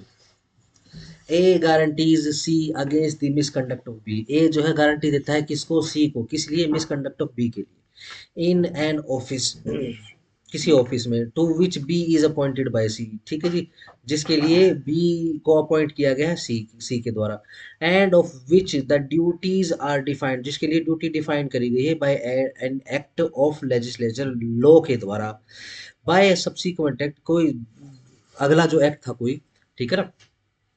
The nature of the office is material, materially Altered, ठीक है ना, जो भी नेचर ऑफ ऑफिस था उसको मेटीरियली अल्टर कर दिया गया है। आफ्टरवर्ड उसके बाद बी मिसकंडक्ट्स हिमसेल्फ, ठीक है ना, बी जो है मिसकंडक्ट करता है। A is discharge by the change from future liability, A जो है, ए कौन था, श्योरिटी था, वो डिस्चार्ज हो चुका है by the change from the future liability, future liability से अंडर हिज गारंटी, उसकी गारंटी में। दो यद्यपि misconduct of B is in respect of a duty not affected by the later act, पुराने एक्ट के अदरवाइज से अफेक्ट नहीं थी ड्यूटी, ठीक है ना, परंतु फिर भी उसको डिस्चार्ज कर दिया। क्यों? क्योंकि ऑफिस ऑफ कंडक्ट बदल चुका है। ठीक है जी, कंफ्यूज मत होना। पुराने समय में बेसिकली मैं आपको वैसे बता देता हूँ, पुराने समय में, अभी तो हमने जैसे गारंटी वारंटी का जो कैसे किया था, ये लोन के अगेंस्ट में समझा था। जब हम पुराने समय की बात करेंगे, यही 1872 के समय की बात करेंगे, तो उस समय जब नौकरियां दी जाती थी, अंग्रेज जब नौकरी देते थे ना, तो वो गारंटी मांगते थे, ठीक है ना। गारंटी कैसे आती थी? अब जैसे ये तो पता होगा ना, जिन्होंने वो कॉन्स्टिट्यूशन पढ़ा है कि एडल्ट फ्रेंचाइजी तो बहुत बाद में आई है, ठीक है जी, देश आज़ाद हो चुका था और सिर्फ गिने चुने लोगों को ही वोट डालने का अख्तियार होता था, ठीक है। उसके अंदर जमींदार आते थे, उसके अंदर बड़े बड़े सेठ आते थे, उद्योगपति आते थे, ठीक है ना। जो लोकल आदमी होता था अपने के जैसा बिल्कुल लेमन कॉमन आदमी, उसके पास नहीं होती थी सर ये अपने इंडिया के अंदर, इंडिया के अंदर, ठीक है जी। ये तो बहुत बाद में शुरू हुई, 80s में शुरू हुई है, तो ठीक है ना। तो इस हिसाब से होता था, इसी कारण से जल्दी से निपट जाती थी, ठीक है ना। हाँ, बेसिकली क्या होता था कि ये जो बड़े बड़े लोग जो वोट डालते होते थे, इनकी वोटों की गिनतियां करनी पड़ती थी, ठीक है ना, कितने लोगों को रिप्रेजेंट कर रहे हैं, ठीक हो गया जी। तो सीन क्या होता है, जिन लोगों के पास रिप्रेजेंटेशन की पावर होती थी उनकी गारंटी आती थी, ठीक है ना। गारंटी पेपर, गारंटी लेटर पे साइन करवा के ले जाता था बंदा, कैंडिडेट ले जाता था, किसी भी सरकारी ऑफिसर को दे देता था, देखो जी गारंटी पेपर है मेरे पास। कौन है जी? फलाने जमींदार है जी, या फिर रोहतक शहर के जी मशहूर सेठ है जी, ठीक हो गया जी, ये उन्होंने गारंटी पेपर साइन करके दिया है, ठीक है जी, अच्छा, वाह ठीक है, 2 रुपीज इंडियन काम कर ले, ठीक है, तो फिर इस हिसाब से बोल देते थे उसको। ये उन गारंटियों की बात कर रहे हैं, ठीक है ना।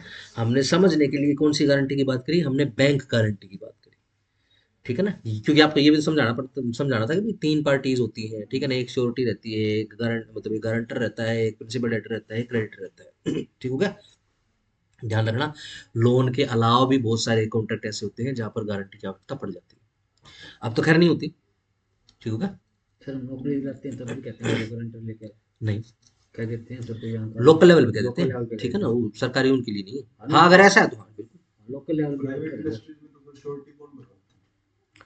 बहुत जगह है सर कि भाई थर्ड पार्टी की श्योरिटी हाँ, काम वैसे करती अगर है, मैं तो कह रहा हूँ, देखो लोकल लेवल पे कोई लाला मिसकंडक्ट कंपनी है आपने या फिर करो। अदरवाइज है, वो करवाते हैं। हाँ, अगर आप बिल्कुल स्टेट लेवल पे जाओगे तो ऐसी कोई कंपनी नहीं है, गवर्नमेंट में नहीं। ठीक है ना। गवर्नमेंट में नहीं होता, बड़ी बड़ी कंपनियां भी नहीं है, बड़ी बड़ी कंपनियों में भी नहीं होता होगा। नहीं है, नहीं है। वो तो इंटरव्यू सीधा लेते हैं नॉर्मल सर। कौन करवाते हैं सर, प्रोबेशन पे रखते हैं पहले, जितनी पीएसयू है हाँ सारी, हाँ नॉर्मल वैसे कौन करवाते हैं, एम्प्लॉय से खुद का सर वो हाँ, करवाते सेल्फ लोन होता है वो, ध्यान रखना, वो कोई गारंटी या फिर श्योरिटी का वो नहीं गारंटी हैं, थोड़ा सेल्फ होता है। है।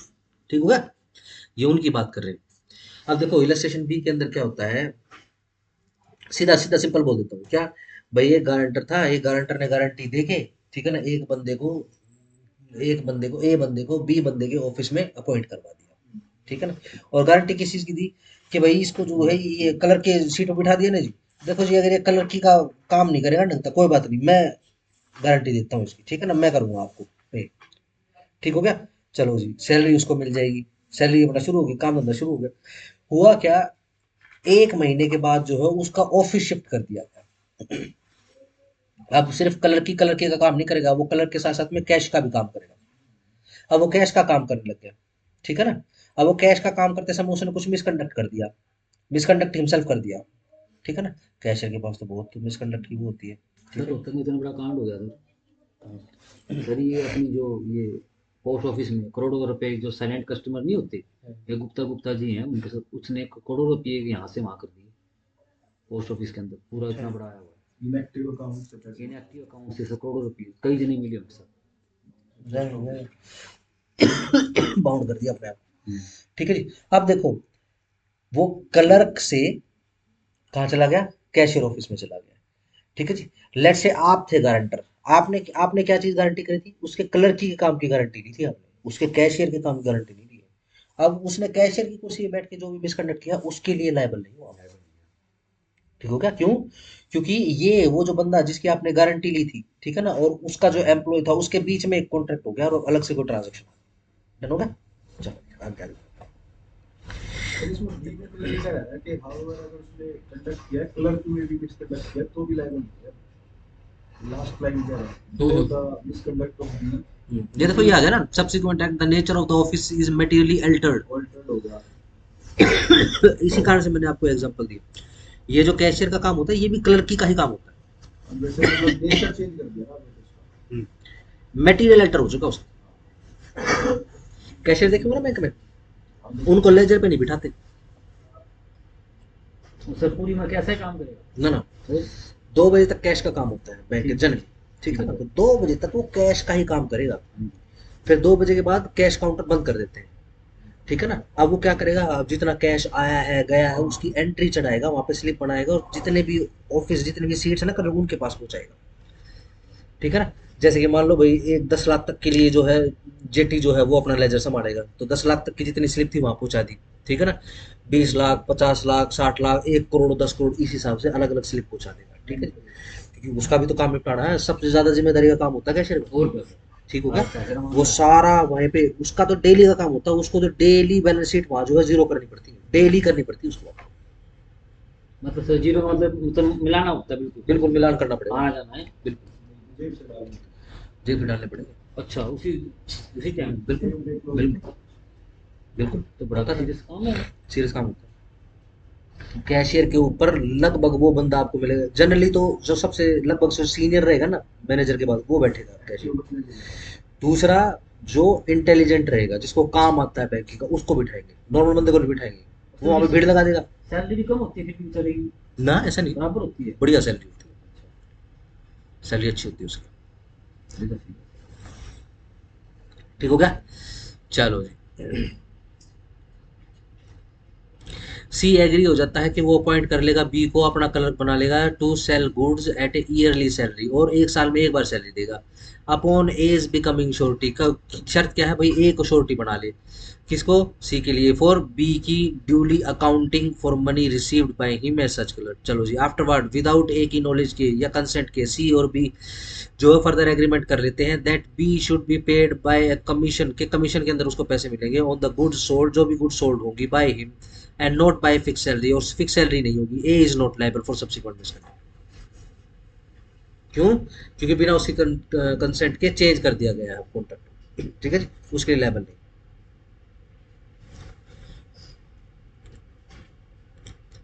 A gives to C a continuing guarantee, star लगा लेना, टू द एक्सटेंट ऑफ 3,000 रुपये for any oil supplied by C to B on credit. उसके बाद B becomes embarrassed and without the knowledge of A, B and C contract that C shall continue to supply B with oil for ready money, and that the payment shall be applied to the then existing debts between B and C. A is not liable for the guarantee for any goods supplied after this new arrangement. बिल्कुल सही बात है।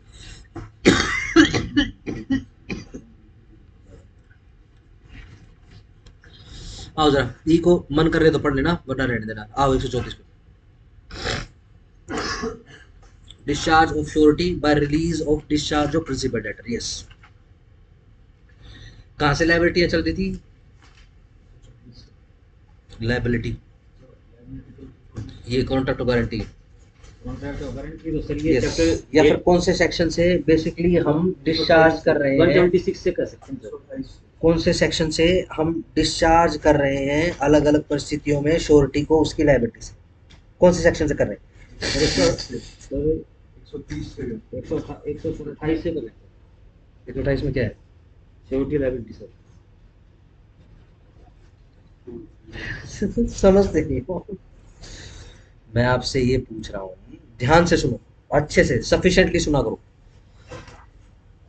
किस section से हम अलग अलग परिस्थितियों में श्योरिटी को उसकी लायबिलिटी से डिस्चार्ज कर रहे हैं? किस सेक्शन से डिस्चार्ज कर रहे हैं?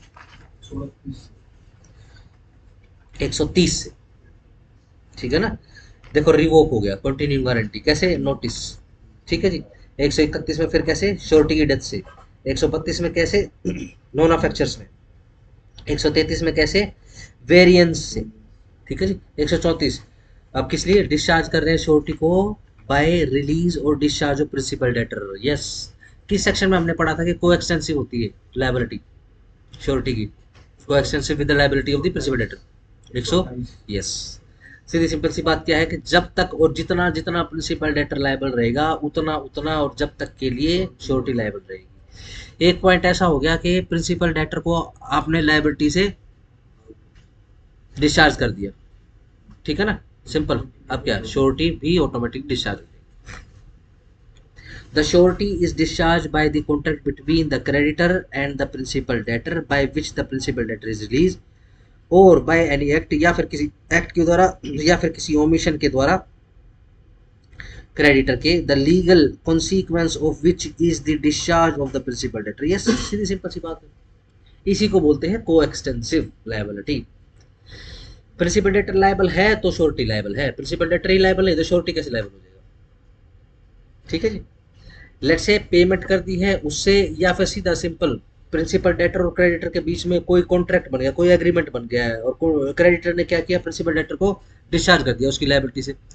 भाई तू पैसे मत पे कर, कोई कोई दिक्कत नहीं, मत कर दो, आगे भी तेरे पैसे, नो ड्यूज जो है उसको साइन करके दे दिए, अरे वो तो सर अपने आप ठीक है ना। आदमी की करके- क्या श्योरिटी को पकड़ सकते हैं हम, नहीं सर, बस इतनी सी बात ठीक है सर। है। ए गिव्स ए गारंटी किसको, to C for goods to be supplied by C to B, C supplies goods to B and afterwards B becomes embarrassed and embarrassed, ये देख लेना बेसिकली क्या बाउंड वगैरह की बात होता है something, and contracts with his creditors including C to assign to them his property in consideration for their releasing him from their demands। Here B is released from his debt by the contract with C and A is discharged from his suretyship। ठीक हो गया, ठीक है simple. ध्यान रखना मेरा सिर्फ इतना आपको सुझाव है कि सिर्फ और सिर्फ पैसे के लेन देने वाले कॉन्ट्रैक्ट को ध्यान में मत रखना। कॉन्ट्रैक्ट ऑफ गारंटी उधार के केसेस में, उधार के कॉन्ट्रैक्ट में, काम के कॉन्ट्रैक्ट में या अदरवाइज जनरल कॉन्ट्रैक्ट्स में भी हो सकता है, ठीक हो गया। बैंक भी काम करता है सर, ऐसे गारंटी जैसे बड़े-बड़े जो बिजनेसमैन है ना, हम्म उनकी बैंक खुद गारंटी लेता है।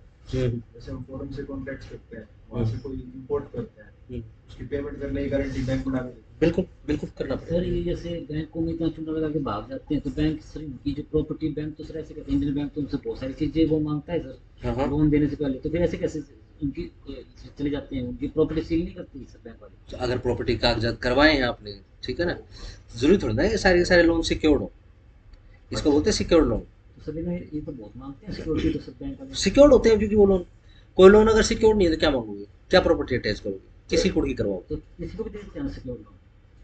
ना, सिक्योर्ड भी घर किसी को नहीं मिलता, बड़े आदमी को मिलता है। ठीक है ना, वो आपको बेसिकली प्रॉपर्टी अपने नाम पे दिखानी पड़ती है, ऐसे नहीं मिलता।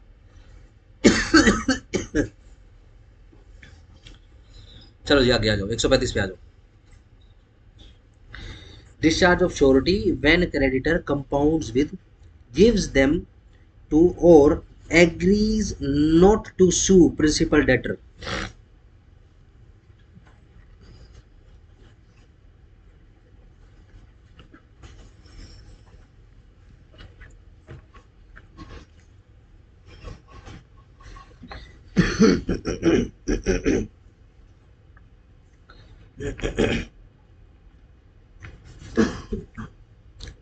आओ जी, एक कॉन्ट्रैक्ट, एक कोई कॉन्ट्रैक्ट हो जाता है बिटवीन क्रेडिटर और प्रिंसिपल डेटर के बीच में, डन, जिसके द्वारा क्रेडिटर मेक एक कंपोजिशन, क्रेडिटर एक कंपोजिशन बनाता है विद और प्रॉमिस टू गिव टाइम, या फिर टाइम देने का प्रॉमिस करता है, और नॉट टू सू या फिर केस ना करने का प्रॉमिस करता है, किसको, प्रिंसिपल डेटर को, डिस्चार्ज कर देगा इसी के साथ श्योरिटी को unless the surety assents to such contract.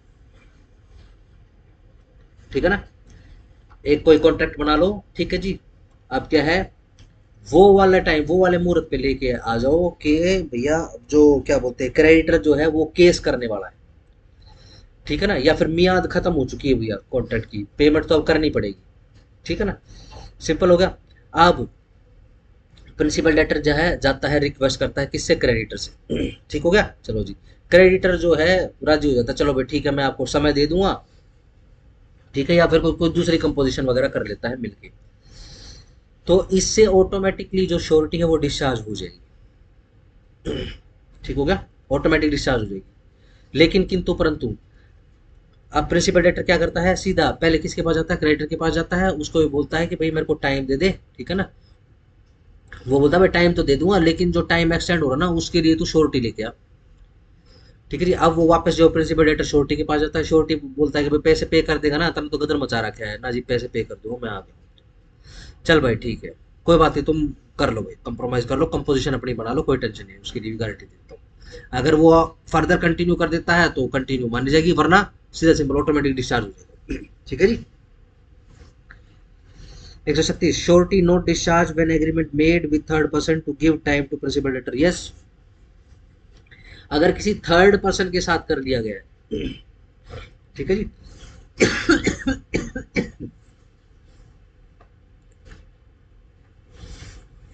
चलो एक चौथा आदमी डाल देते हैं इस कॉन्ट्रैक्ट के अंदर, कॉन्ट्रैक्ट ऑफ गारंटी के अंदर। जो ये क्रेडिटर है ना, इसने भी बाहर किसी आदमी से प्राइवेट लोन लेकर जो है प्रिंसिपल डेटर को दिया हुआ। ठीक है, अब मियाद खत्म हो चुकी है, मियाद खत्म होते ही जो है प्रिंसिपल डेटर जो है अब क्रेडिटर के पास जाता है कि भाई समय दे दे, ठीक है ना। समय दे दे, बोलता है भाई मैंने तो नहीं, मैं तो लोन ले रखा है, मैं नहीं करूंगा, तो वो करेगा थर्ड पर्सन, बोल दो थर्ड पर्सन। अब वो क्या करता है कि मैं ऐसा करता हूँ, मैं थर्ड पर्सन से जाकर रिक्वेस्ट कर लेता हूँ, वो थर्ड पर्सन के पास चला जाता है। थर्ड पर्सन जो कौन है, शहर का सबसे धनाढ्य जो है, जो फाइनेंस पे काम करता है वो है, ठीक है ना। अच्छा, जब वो उसके पास जाता है तो उसको पता लग जाता है भाई तो जानकार है। प्रिंसिपल डेटर जो रिक्वेस्ट करता है उस धनाढ्य थर्ड पर्सन से, थर्ड पर्सन बोलता चल भाई ठीक है, मैं केस नहीं करूंगा या फिर समय ले ले भाई, ठीक है ना। तो आप ध्यान रखना इस कॉन्ट्रैक्ट के अंदर, क्यों, क्योंकि थर्ड पर्सन के साथ किया है, third person to the contract of guarantee, समझ गए ना।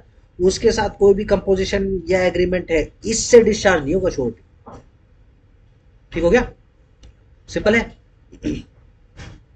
Yes no. C the holder of an overdue bill of exchange, छोड़ दो इसको।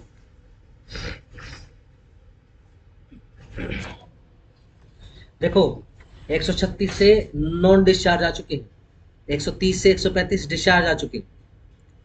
137 में क्या है, creditor's forbearance to sue does not discharge surety. Creditor जो है माफ कर देता है सू करने से, ठीक है ना, केस नहीं डालता है उसके ऊपर, ठीक है। इसका मतलब ये नहीं है कि डिस्चार्ज हो गया श्योरिटी, मियर फॉरबीरेंस, ठीक है ना, फॉरबियर कर दिया, माफ कर दिया on the part of the creditor के पार्ट पर to sue the principal debtor और the enforce of any other remedy against him does not in the absence of any provision in the guarantee to the contrary discharge the surety। ठीक है जी, इससे surety discharge नहीं होगा। B owes to C a debt guaranteed by A। B जो है C से loan ले लेता है और वो लोन किससे गारंटी है, A से, A किसे गारंटी लिया हो। The debt becomes payable, ये जो डेट है becomes payable हो जाएगा। C does not sue, और C जो है क्रेडिटर जो है वो पे सू नहीं करता है उसके ऊपर फॉर ईयर, एक साल के लिए। After the debt has become payable, चलो जी, A is not discharge from his suretyship, A जो है अपनी शॉर्टीशिप से डिस्चार्ज नहीं होगा।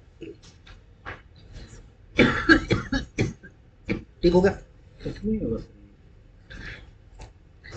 आपने यही सेक्शन जो ऊपर पढ़ा था, अगर ये कॉन्ट्रैक्ट हो जाता या कंपोजिशन हो जाती प्रिंसिपल डेटर और क्रेडिटर के बीच में, ठीक है ना, तब होता वो शॉर्टी डिस्चार्ज। ये ठीक ऐसे ही है कि बैंक ने लोन दे दिया, बैंक के पास 3 साल की मियाद है, जरूरी थोड़ा है कि जिस पहली तारीख को जो ये पेबल हो गया, ठीक है जी, और ये पैसे दे नहीं रहा है, पहली तारीख के ऊपर केस हो जाए, जरूरी है क्या।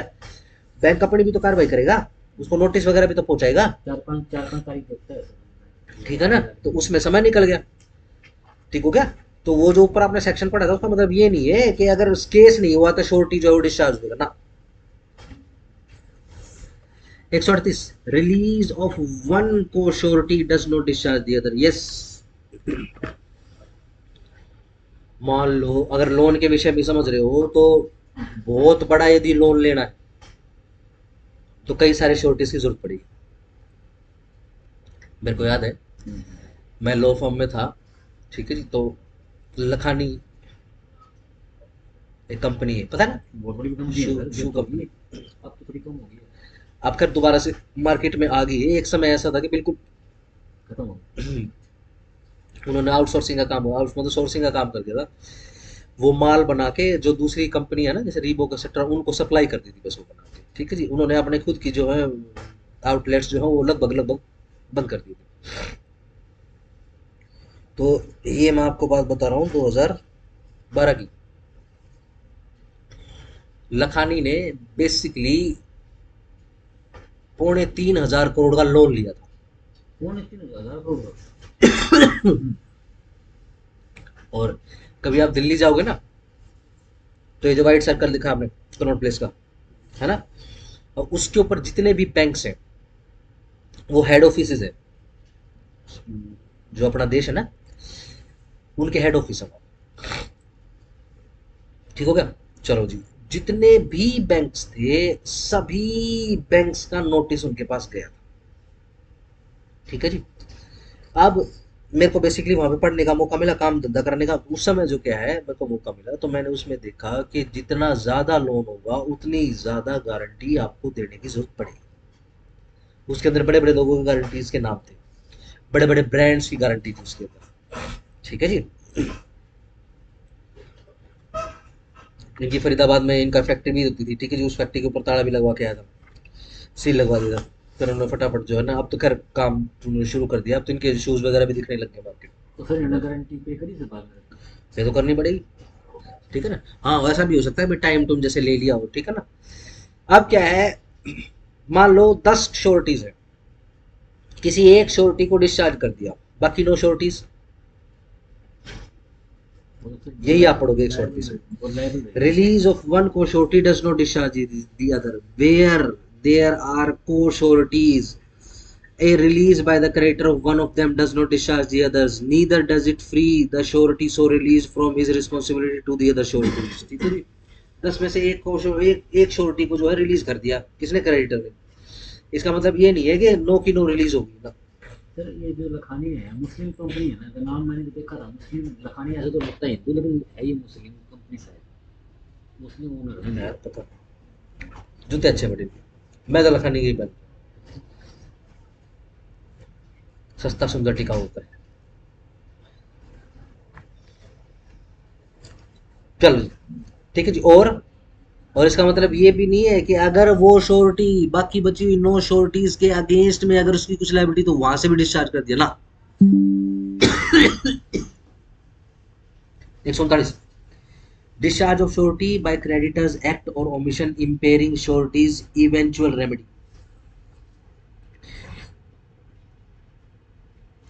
यदि क्रेडिटर डज एनी एक्ट, कोई एक्ट करता है विच इज इनकंसिस्टेंट, जो कि इनकंसिस्टेंट है with the rights of the surety से, या फिर क्रेडिटर जो है कुछ ओमिट कर देता है टू डू एनी एक्ट, कोई एक्ट करने से, which his duty to the surety requires him to do, कि जो करनी थी जो ड्यूटी उसको, ठीक है जी। एंड द इवेंचुअल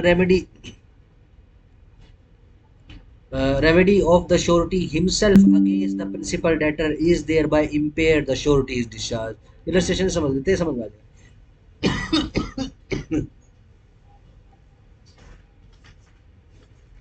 हाँ जी। B contracts to build a ship for sea for a given sum, ठीक हो गया, to be paid by installments as the work reaches certain stages, ठीक है जी। एक शिप बनाने का काम दे दिया गया है, ठीक है ना, पता होगा ना शिप कैसे बनती है, बताओ। सबसे पहले शिप में क्या बनता है, सर बेस बनता है सर। बेस बनता है, ठीक है ना। बेस के हिसाब से जो ऊपर का वो बनता है, जैसे जितनी बड़ी बड़ी शिप होती है उसके ऊपर तो पता नहीं कितने वो, अब जैसे पैसेंजर होते हैं, बड़े बड़े शिप्स होते हैं, क्रूज शिप जिसको सर बोलते हैं, उसमें ठीक कैसे है। कहते हैं, स्विमिंग पूल भी होते हैं कुछ हाँ ऐसे सुना है, ठीक हो गया। अब क्या है देखो, अब सर्टेन स्टेजेस के ऊपर जब ये काम पहुंचेगा तब जो है इंस्टॉलमेंट करी जाएगी। पहले तो क्या है भैया, बढ़िया तगड़ा बेस बना दिया, हाँ भाई बहुत बढ़िया बेस बना दिया, ले भाई 1/3 ऑफ द पेमेंट बना ले ले भाई, ठीक है। ओ मिला भाई, तुमने तो बिल्डिंग छाप दी इसके ऊपर, ठीक है जी, ले भाई हाफ पेमेंट ले ले या फिर 2/3 पेमेंट ले ले, ठीक है ना। जब उसका पोजेशन होगा या फिर जिसका इनॉग्रेशन होगा, जब जहाज पानी में नहीं उतारते, जब उसको, जब वो बोतल फोड़ते हैं, क्या पता नहीं अजीब सा ट्रेडिशन है बोतलें फोड़ने का, जब ये बोतल फोड़ते हैं जहाज के ऊपर, ठीक है जी, तब जो फाइनल पेमेंट होगी, इस हिसाब से इंस्टॉलमेंट का बनाया हुआ। ए बिकम्स श्योरिटी टू सी, ए जो है श्योरिटी बन गया है किसके, सी के लिए श्योरिटी दे दी उसने फॉर बीज ड्यू परफॉर्मेंस, बी की ड्यू परफॉर्मेंस के लिए। सी विदाउट द नॉलेज ऑफ ए, अब सी जो है बिना ए की नॉलेज के प्रीपेज टू बी, ठीक है जी, वो पे कर देता है बी को द लास्ट टू इंस्टॉलमेंट, बाकी बची हुई 2 instalment. A is despise by this, A जो है इस रीपेमेंट से डिस्चार्ज हो जाएगा, सीधी सिंपल सी बात है। आओ जी सेक्शन 140 पे आ जाओ। Rights of surety on payment और परफॉर्मेंस, यस, जहां पर गारंटेड डेट जो है हैज बिकम ड्यू हो चुका है और default of the principal debtor to perform a guarantee duty has taken place, और जो भी प्रिंसिपल डेटर की तरफ से डिफॉल्ट हो सकता था वो डिफॉल्ट ओकर हो चुका है। The surety upon payment, surety ने पेमेंट कर दी और या फिर परफॉर्म करके दे दिया वो सारा का सारा लायबिलिटी जो था, ठीक है जी, liability for is invested with all the rights, invested को बॉक्स करो, is invested with all the rights which the creditor had against the principal debtor, yes। अब 3 हमने त्रिकोण बनाया, श्योरिटी, प्रिंसिपल डेटर और क्रेडिटर, ठीक है जी, प्रिंसिपल डेटर ने डिफॉल्ट कर दिया, ठीक है ना, अब कौन लायबल हो गया, श्योरिटी ने अपनी लायबिलिटी डिस्चार्ज कर दी, कैसे, पे करना था पे कर दिया, कोई काम कर रहा था वो काम करके दे दिया किसको, क्रेडिटर, ठीक है जी। अब क्रेडिटर के जूते में अपना पैर डाल देगा श्योरिटी, ठीक है जी। लिखो राइट ऑफ सब्रोगेशन, लिख लो जरा पेंसिल से साइड में, 140 की साइड में, सब्रोगेशन, ऐसे BROGATION, GATION, ठीक है ना, स्लैश सब्स्टिट्यूशन कर लो, ठीक है ना, प्रिंसिपल डेटर का पीछा नहीं छूटा है, श्योरिटी को देना पड़ेगा। अब श्योरिटी को देगा वो, जो भी ड्यूटी उसकी क्रेडिटर के अगेंस्ट में थी अब वो प्रिंसिपल डेटर के अगेंस्ट में हो जाएगी, हाँ सॉरी, हाँ श्योरिटी के अगेंस्ट में हो जाएगा, डन, सिंपल है। आओ जी 141 स्टार लगा लेना सेक्शन के ऊपर, 140 के स्टार लगाना, 140 surety's right to benefit of creditor's security, yes, एक श्योरिटी वो एंटाइटल हो जाएगा to the benefit of every security, हर श्योर जितने भी लाभांश रहेंगे सिक्योरिटी के उनके लिए, विच द क्रेडिटर हैज, जो भी क्रेडिटर प्राप्त करता था, जो भी क्रेडिटर के पास थे प्रिंसिपल डेटर के अगेंस्ट में एट द टाइम, उस समय, when the contract of suretyship is ended, जब श्योरिटीशिप का कॉन्ट्रैक्ट एंड हो जाएगा, whether the surety knows to the existence of such surety or not, कोई फर्क नहीं पड़ता कि श्योरिटी को उन सारे बेनिफिट के बारे में पता था या नहीं पता था, and if the creditor loses, और अगर क्रेडिटर लूज करता है, और without the consent of the surety parts with such surety security, या फिर पार्ट कर देता हूँ श्योरिटीज का, the surety is discharge to the extent of the value of the security, yes. 140 में क्या आ गया, राइट टू सब्स्टिट्यूशन आ गया। अब 141 में क्या कर रहे हैं, को एक्सटेंसिव विद दी क्रेडिटर, भाई जितना जितना क्रेडिटर लायबल रहेगा या फिर एंटाइटल रहेगा बेनिफिट के लिए, उतना उतना जो है अब श्योरिटी लायबल हो जाएगा, क्यों, क्योंकि पेमेंट कर चुका है या फिर डिस्चार्ज जो अपनी लायबिलिटी थी वो कर चुका है, ठीक हो गया। जितने के लिए डिस्चार्ज हो चुका है उतने के लिए डिस्चार्ज रहेगा, जितने के लिए लायबल उतने के लिए लायबल रहेगा, जितना पेमेंट कर दिया तो उतने के लिए एंटाइटल हो जाएगा। C advances to B his tenant, अपने किराएदार को 2000 रुपए ऑन द गारंटी ऑफ, एक ही गारंटी के ऊपर। C has also a further security for ₹2000, C के पास से पहले से एक सिक्योरिटी रखी थी 2000 रुपए की, बाय मॉर्गेज, मॉर्गेज के द्वारा, किसकी, बी के फर्नीचर की। सी कैंसिल कर देता है मॉर्गेज को, बी बिकम्स इंसॉल्वेंट, बी जो है इंसॉल्वेंट बन जाता है, और सी जो है सू कर देता है ए को, A is discharge from liability, A जो है डिस्चार्ज हो चुका है लाइबिलिटी से to the amount of the value of the furniture, yes जितनी वैल्यू ऑफ द फर्नीचर है उतने तक के लिए वो डिस्चार्ज हो चुका है। क्यों? देखो 2,000 रुपए तक की वैल्यू थी और 2,000 रुपए की ही गारंटी जो उसने दी थी, ठीक हो गया।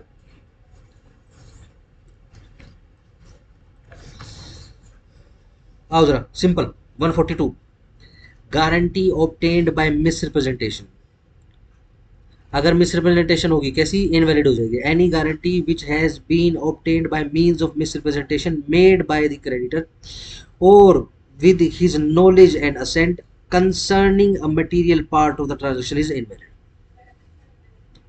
मिसरिप्रेजेंट कर दिया, ठीक हो गया, सिंपल।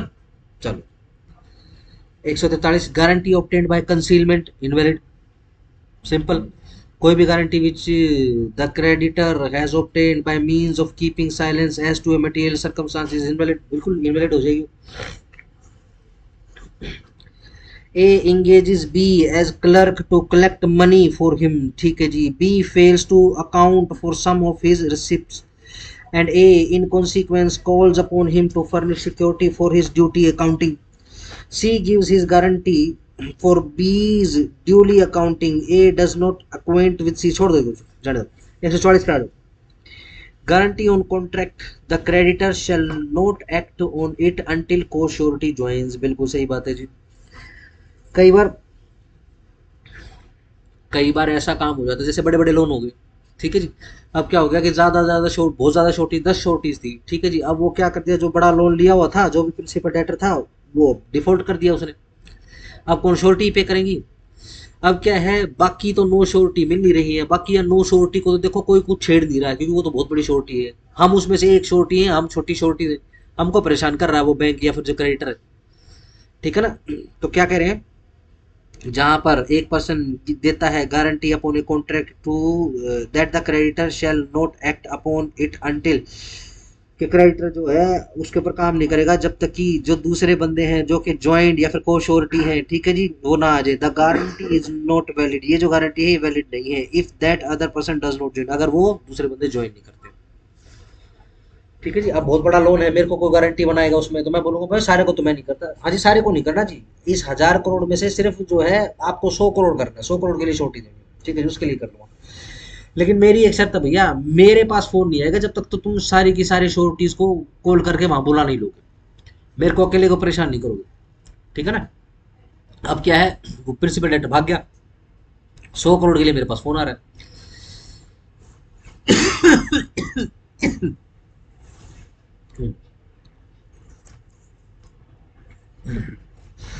सर वो फिर आपको 100 करोड़ के लिए फोन कर नहीं सकते ना सर ऐसे तो। अगर मैं ये बोलूंगा भाई मेरे को परेशान मत कर, ठीक है ना, तो ये इनवैलिड नहीं होगा, क्योंकि बात यही हुई थी, श्योरिटी और क्रेडिटर के बीच में बात यही हुई थी। चलो जी, implied promise to indemnify surety, yes. अगर श्योरिटी प्रिंसिपल डेटर के बिहाफ पे और उसके डिफॉल्ट पे क्रेडिटर को पे कर देता है, तो एक इम्प्लाइड कॉन्ट्रैक्ट बन चुका है प्रिंसिपल डेटर और श्योरिटी के बीच में, कि प्रिंसिपल डेटर अगर श्योरिटी उसके बिहाफ पे कर देता है तो श्योरिटी के अगेंस्ट में या श्योरिटी के लिए जो बाउंड हो जाएगा, ये एक इम्प्लाइड कॉन्ट्रैक्ट होता है। In every contract of guarantee there is implied contract, हर कॉन्ट्रैक्ट ऑफ गारंटी के बीच में एक इम्प्लाइड प्रॉमिस होता है जो प्रिंसिपल डेटर करेगा टू इंडेमनीफाई करने के लिए। कॉन्ट्रैक्ट ऑफ इंडेमनिटी होता है, अंडरलाइन करो इसको, बॉक्स बनाओ, इंडेमनिटी को, किसको, श्योरिटी को। And the surety is entitled to recover, और श्योरिटी जो है एंटाइटल हो जाएगा रिकवर करने के लिए प्रिंसिपल डेटर से whatever sum he has rightfully paid, जो भी उसने राइटफुली सम पे किया है अंडर द गारंटी में, but no sums which he has paid wrongfully, अगर उसने कोई गलत तरीके से कोई सम पे कर दिया है तो उसके लिए लायबल नहीं रहेगा, उसके लिए एंटाइटल नहीं है, ठीक हो क्या, सिंपल है। चलो जी, आओ जी 146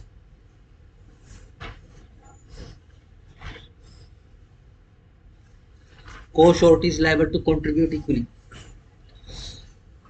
जहां पर दो या दो से ज्यादा बंदे को श्योरिटीज हैं किसी एक डेट के लिए या एक ड्यूटी के लिए, या तो जॉइंटली या फिर severally, and whether under the same और डिफरेंट कॉन्ट्रैक्ट्स, या फिर एक कॉन्ट्रैक्ट या फिर अलग अलग कॉन्ट्रैक्ट्स के अंदर, एंड वेदर विद और without the knowledge of each other, कोई फर्क नहीं पड़ता है कि उनको एक दूसरे की नॉलेज थी या नहीं थी। ये जो को शोर्टीज हैं, in the absence of any contract, किसी कॉन्ट्रैक्ट की एब्सेंस में, टू द कॉन्ट्री जो कि अलग से था, आर लायबल हो जाएंगे एज बिटवीन देमसेल्फ, उनके बीच में, टू पे ईच एंड इक्वल शेयर, कि उनको इक्वल शेयर दिया जाए, ऑफ द होल डेट, सारे डेट और of that part of which remains unpaid by the principal debtor. 10 surety थी भाई, ठीक है, 1000 करोड़ का लोन था, हम किसके लिए, हम 100 करोड़ के लिए ले रहे थे, ठीक है जी, कोई कॉन्ट्रैक्ट ऑफ द कॉन्ट्री नहीं हुआ है, ठीक हो गया, हमको जो है अब 1000 करोड़ हमने पे कर दिए मिलके, 100 करोड़ हमने पे कर दिए, ठीक है जी। अब अगेन हम लोग किससे लेंगे, प्रिंसिपल डेटर से लेंगे हम, चलो जी, प्रिंसिपल डेटर के पास जो है अब 1000 करोड़ रुपए देने के लिए नहीं है, उसके पास तो ले दे के 50 करोड़, ना सॉरी 500 करोड़, 500 बराबर बराबर बांट लेंगे, 50 करोड़ का बंदा बांट लेगा, ठीक है ना, अपने शेयर के हिसाब से, ठीक है ना, जैसे 500 का 10% कितना हो गया, 50, उसके हिसाब से बांट लेंगे, ठीक होगा ना। अगर कोई कॉन्ट्रैक्ट टू द कॉन्ट्री, फिर उसके हिसाब से देखेंगे। लेट से उन कोश्योरिटीज में से मैं कोश्योरिटी एक ऐसा हूँ जिसके लिए जब मैंने साइन की थी ना, श्योरिटी गारंटी के पेपर साइन करे थे, मैंने फिर प्रिंसिपल डेटर को बोल दिया था कि भाई ऐसा है, अगर तू भाग गया और अगर तूने डिफॉल्ट कर दिया और अगर ऐसी नौबत आ गई कि तेरी एसेट बेच के हमको अपना पैसा उगाना पड़ेगा, तो तू सबसे पहले मेरी सारी पेमेंट करेगा, ठीक है ना। प्रिंसिपल डेटर मान जाता है, ठीक है ना, तो अब मैं अपने 100 करोड़ लेके साइड में हो जाऊंगा, बाकी बचे कितने 400 करोड़, वो आप आपस में 40-40 करोड़ बांट लो, क्यों, ऐसा contract to the contrary sign करके दिया हुआ। 147 liability of co-sureties bound in different sums, अगर डिफरेंट सम्स में है, ठीक है ना, तो डिफरेंट करेंगे, ठीक है ना। एक आदमी ने 1000 करोड़ के लोन में से 500 करोड़ की श्योरिटी दे दी है, एक आदमी ने 100 करोड़ की दी है, तो एक आदमी कितनी पेमेंट लेगा, अगर उसको ऐसे पेमेंट लेनी पड़गी 50% ऑफ द पेमेंट लेगा, ठीक है जी, एक आदमी 10% ऑफ द पेमेंट लेगा, ठीक है ना। अलग अलग करनी है तो 147 में मिल जाएगी, बराबर मिलनी है तो 146 में मिल जाएगी, ठीक है जी, एक पोर्शन आपका खत्म हो गया, ठीक हो गया, ठीक है ना। मैं भी थोड़ा कल बोलने की हालत में आ जाऊंगा, एक बार याद कर लो इसको, 124, 25, 26 याद रखो, ये आपको विजुलाइज होना चाहिए, ठीक है ना, विजुलाइज करा देता हूँ सारा सारा, ठीक हो गया। 124 क्या है, इंडेमनिटी, ठीक है जी। 25 राइट्स रहेंगे, ठीक है जी, मतलब क्या क्या वो क्लेम कर सकता है, ठीक है जी। 126 कॉन्ट्रैक्ट ऑफ गारंटी, ऐसे ही इधर के लास्ट जो 3 सेक्शन है उनको याद रखोगे। 145 क्या है, 145 है सर, सर को सिक्योरिटी वाले हैं sir, implied promise, employed, implied contract of indemnity, ठीक हो गया। 146 में क्या है, इक्वली कंट्रीब्यूशन के लिए श्योरिटी को इक्वली मिलेगा। 147 में कैसे, डिफरेंटली मिलेगा, ठीक हो गया। आओ जरा बीच में विजुलाइज कर लेते हैं हम।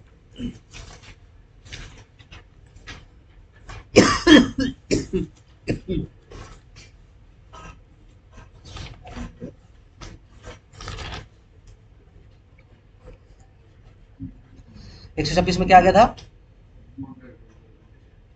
यस, कॉन्ट्रैक्ट ऑफ गारंटी में सबसे जरूरी चीज क्या है, कंसीडरेशन क्या रहेगा। 127 में कंसीडरेशन आ जाएगा, ठीक हो गया जी। 128 में श्योरिटी की लायबिलिटी आ जाएगी, वही कोएक्सटेंसिव, ठीक है, याद कर लो। 126 में कॉन्ट्रैक्ट ऑफ गारंटी, 127 में उसका कंसीडरेशन, ठीक है ना। 128 में कोएक्सटेंसिव लायबिलिटी श्योरिटी की, 129 में कंटिन्यूइंग गारंटी रहेगी भैया ये, ठीक हो गया जी। 130 से जो है रिवोकेशन शुरू हो जाएगा, ठीक हो गया। 130 में जनरल रिवोकेशन, ठीक है जी। 131 में डेथ सेव, 132 में अरेंजमेंट बिटवीन हो गया है प्रिंसिपल डेटर और क्रेडिटर के बीच में, ठीक है जी। 133 में वेरिएंस आ गया है, ठीक है। देखो वेरिएंस डाल देते हैं, विजुलाइज करो सेक्शन को, क्या लिखा हुआ है 133, है ना। देखो इसमें से एक जो है ना वो वेरिएंस है, वरना ये भी 3 ही होता। ठीक हो गया, याद करने के लिए। फिर 134 में क्या हो गया है? यस, कैसे रिलीज कर दिया है श्योरिटी ने, सॉरी क्रेडिटर ने खुद ही रिलीज कर दिया है। ठीक है जी। 135 में क्या आ गया है? कंपाउंडिंग हो गया, यस, कंपाउंडिंग हो रही है। 136 में क्या आ गया है? थर्ड पार्टी नॉन डिस्चार्ज आ गए। Non discharge. ठीक है ना 136 में। थर्ड पार्टी आ गई, थर्ड पार्टी से डिस्चार्ज। हाँ हाँ, तो फिर श्योरिटी को डिस्चार्ज नहीं करेंगे ना। अगर थर्ड पार्टी ने अगर कोई टाइम दे दिया है, थर्ड पार्टी ने बेसिकली सू नहीं किया है, तो उससे डिस्चार्ज नहीं होगा। ठीक हो गया। चलो जी, फिर 137 में क्या आ गया? सीधा सिंपल फोरबियरेंस आ गया है। ठीक है जी। 138 में को श्योरिटीज आ गई। ठीक हो गया। चलो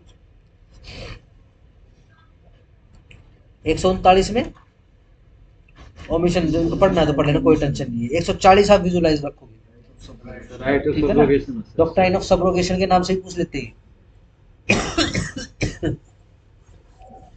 चलो फिर 141 में क्या आ गया है अपना? श्योरिटीज के राइट्स आ, ध्यान रखना, जैसे ही डॉक्ट्राइन ऑफ सब्रोगेशन का सेक्शन आएगा उसके बाद जो श्योरिटी को लाभांश मिलेंगे, यानी श्योरिटी को जो पे करवाना है, ठीक है ना, उसकी बात करेंगे।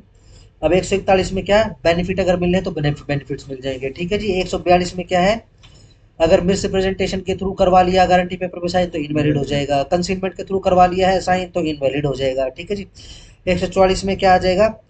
को श्योरिटीज के साथ साथ में है। ठीक है ना भाई, कितनी थी टोटल जो है कितनी? 9 श्योरिटीज थी। ठीक है ना, 4 4 1 करके आपने बुला लिया है। ठीक है, तो बाकी बची को क्यों नहीं बुला रहे? एक को क्यों नहीं बुला रहे? ठीक है ना, 144 में याद कर लेना। 145 में implied contract of indemnity in the contract of guarantee. ठीक हो गया। 146 में इक्वली कंट्रीब्यूशन। 147 में डिफरेंटली कंट्रीब्यूशन। ठीक हो गया, याद हो जाएगा। याद हो चुका है, बंद कर दो डायरेक्ट। कर दिया। सिंपल, जितना याद है ईमानदारी से याद करना। ठीक है ना, ऐसा नहीं घर पे जाके नहीं देखोगे। ये कॉन्ट्रैक्ट एक्ट ऐसा है, और ये वाला पोर्शन ये ध्यान रखना, ये पढ़ा और घर पे जाके प्रैक्टिस नहीं किया, कल ऐसे हो जाएगा जैसे पढ़ाई नहीं था। कल 24 घंटे में ऐसा हो जाएगा पढ़ाई नहीं था।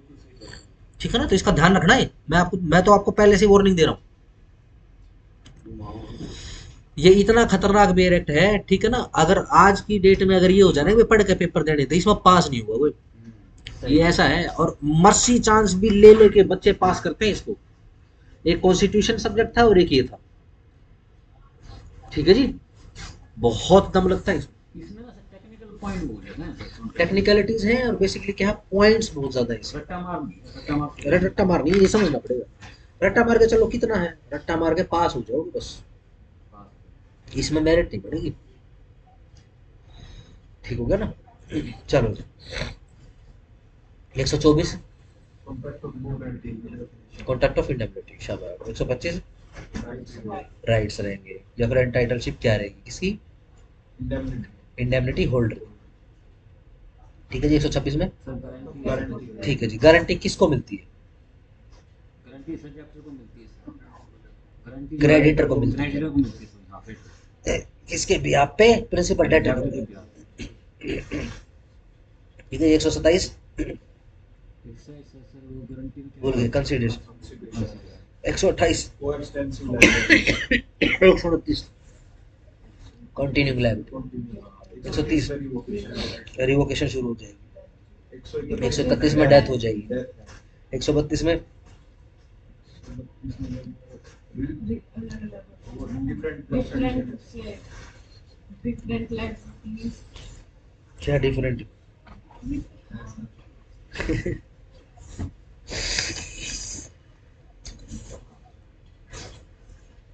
अगर वो प्रिंसिपल डेटर से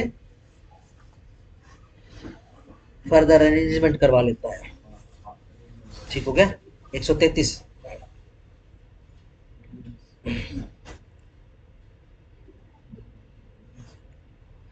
वेरिएंस।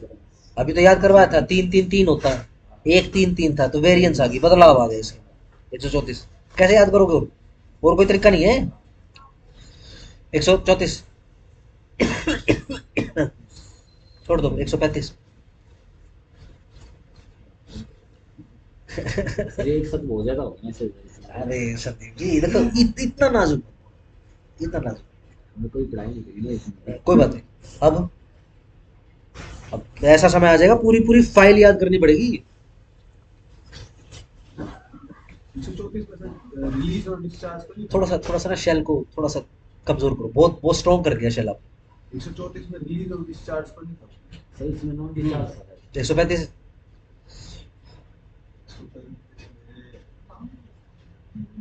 छोड़ दो, 136 थर्ड पर्सन के साथ 136 से क्या शुरू हो जाएगा, नॉन डिस्चार्ज शुरू हो जाएगा।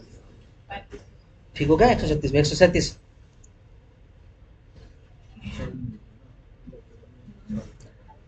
छोड़ दो, 138 139 140 140 को विजुलाइज करो, डॉक्ट्राइन ऑफ सब्रोगेशन। 141 सर को जो बराबर बांटेंगे सर। बेनिफिट अगर मिलने हैं उसको, ठीक है ना, इस बात का कोई फर्क नहीं पड़ता है कि श्योरिटी को पता था कि नहीं पता, श्योरिटी की नॉलेज में था कि नहीं, ठीक है ना। 142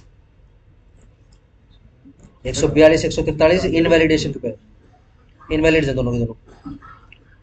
कौन सा है 142 मिसरिप्रेजेंटेशन पे, 143 पे कंसीलमेंट पे, 144 ये जो थर्ड पर्सन से एग्रीमेंट होता है, छोड़ दो, 145 ये विजुलाइज करना पड़ेगा। Yes, contract of indemnity with in the contract of guarantee, sorry implied contract of indemnity with in the contract of guarantee. Equally share मिलेगा और उसमें डिफरेंटली मिलेगा 147, ठीक है ना। अगेन इस चक्कर में मत रहना, ठीक है ना, कि बहुत ज्यादा हो गया ये और वो, इस चक्कर में मत रहना, घर पे जाके कर लेना। ये 24 घंटे में ऐसा हो जाएगा जैसे आपने पढ़ा नहीं था, ठीक है। वो सब नहीं। बाकी ध्यान रखना, ये वो वाला बेरेक्ट है जो कॉन्फिडेंस बहुत ज्यादा बूस्टअप कर देगा आपका।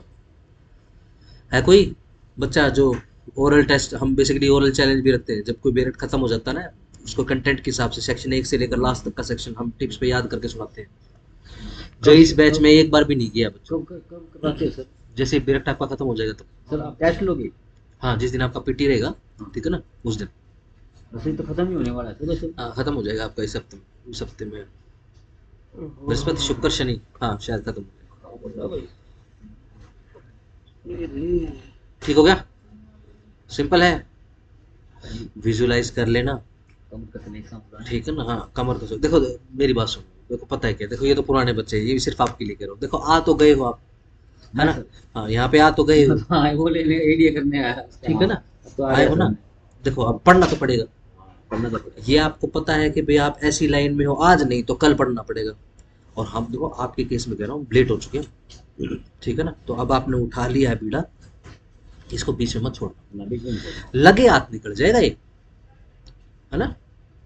मैं छोड़ नहीं पाता कुछ। गंगा जी के किनारे बैठे हो, नहा लिया आपने, डुबकी लगा ली, ठीक है, कितनी बार हाथ धोए जाओ, बैठे हो आप, बहती बहती धारा में हाथ धोना है, ठीक है ना, अलग से थोड़ा जाना, एक बार आ गए हो बस अब, ठीक है ना। ये सारी चीजें जो है ना, सारे एक्सक्यूज हैं, इनको साइड में रख दो, कुछ नहीं जाता। ये जो काम है ना, ध्यान रखना, ये कंटेंट याद करना, ये सबसे छोटी एक्सरसाइज होती है। बच्चे इसको बहुत बड़ी, पता नहीं क्या क्या उपलब्धि बहुत मानते हैं, ठीक है ना। ये सबसे छोटी और मतलब क्या, मतलब ऐसी एक्सरसाइज है जो लास्ट में आपको फायदा देगी, पीटी में आएगा जब लास्ट में, जब होता है ना, अब हरियाणा में क्या है, 7 से 8 क्वेश्चन, 5 से 8 क्वेश्चन ऐसे आते हैं जो डायरेक्ट रहते हैं, उन डायरेक्ट क्वेश्चन में आपकी मदद करेगा, ठीक है ना। डायरेक्ट पूछ लिया, हर बेरेक्ट के कंटेंट आप याद कर लो, ठीक हो गया, सही, कोई चक्कर नहीं है, मुझे एक बार याद करना है, ये सारा का सारा बेरेक्ट मुझे सुनाना, नहीं सुनाओगे तो मैं तो कहता हूँ पहले मैं सुनाऊंगा तुमको। पिछले बैच के बच्चे बहुत बहुत डेरी थे इस मामले में, ठीक है ना, उन्होंने एक बार मुझे कहा था कि भाई सर ठीक है आप सुना दोगे ना तो हम भी सुना दे, जब आप याद कर सकते हो हम याद कर लेंगे, ठीक है। आईपीसी का बेरेक्ट था, मैंने पूरा का पूरा आईपीसी का बेरेक्ट उनको सुनाया था, आईपीसी या सीआरपीसी का था, ऐसे ही था, बेरेक्ट था, सारा का सारा बेरेक्ट उनको सुनाया, सर सारा ये जैसे पूरा का पूरा सुना देता था, ओनली कंटेंट। एक से और जो ऊपर हेडिंग, हाँ भाई सेक्शन 1 में क्या है, सेक्शन 2 में क्या है, सेक्शन 3 में क्या है, मैं तो एग्जैक्ट हेडिंग भी नहीं कह रहा, बस बच्चे को अंदाजा हो, ठीक है। अब जैसे कोर्ट में प्रैक्टिस करते हो, मान लो जज है, जज के सामने कोई ऐसा वकील आ गया, अब जज साहब बोल रहे हैं कि अरे वकील साहब वो कौन सा सेक्शन था जिसके अंदर ऐसी करी जी, जज साहब वो फलाने एक्ट का फलाना सेक्शन है, हाँ जी फलाना, हाँ जी। कितना इंप्रेशन पड़ेगा एक जज के ऊपर उस वकील का, वो अप्रिशिएट करेगा उसको, ठीक है ना, सब कुछ सारे कहाँ याद रहते हैं सही बात है। बिल्कुल, और एप्रिसिएशन मिलेगा। ध्यान रखना, हम ऐसे घाट में बैठे हैं जहां पर जो पंडित जिसको ज्यादा शास्त्रार्थ आएगा उसकी उतनी इज्जत हो, ठीक है ना। लो ही एक ऐसा सब्जेक्ट है शास्त्रों के बाद जिसमें क्या है, ये पटर पटर बोलने की इज्जत होती है, ठीक हो गया। तो याद कर लो, और एक बार आ ही गए हो तो अच्छे से मेहनत करो। सर जो नीचे मैडम है ना वो हाई कोर्ट की जज बना दी, हाँ बिल्कुल, कल इनकी प्रमोशन होगी। एलिविएशन, इसको क्या कहते हैं, एलिविएट होना।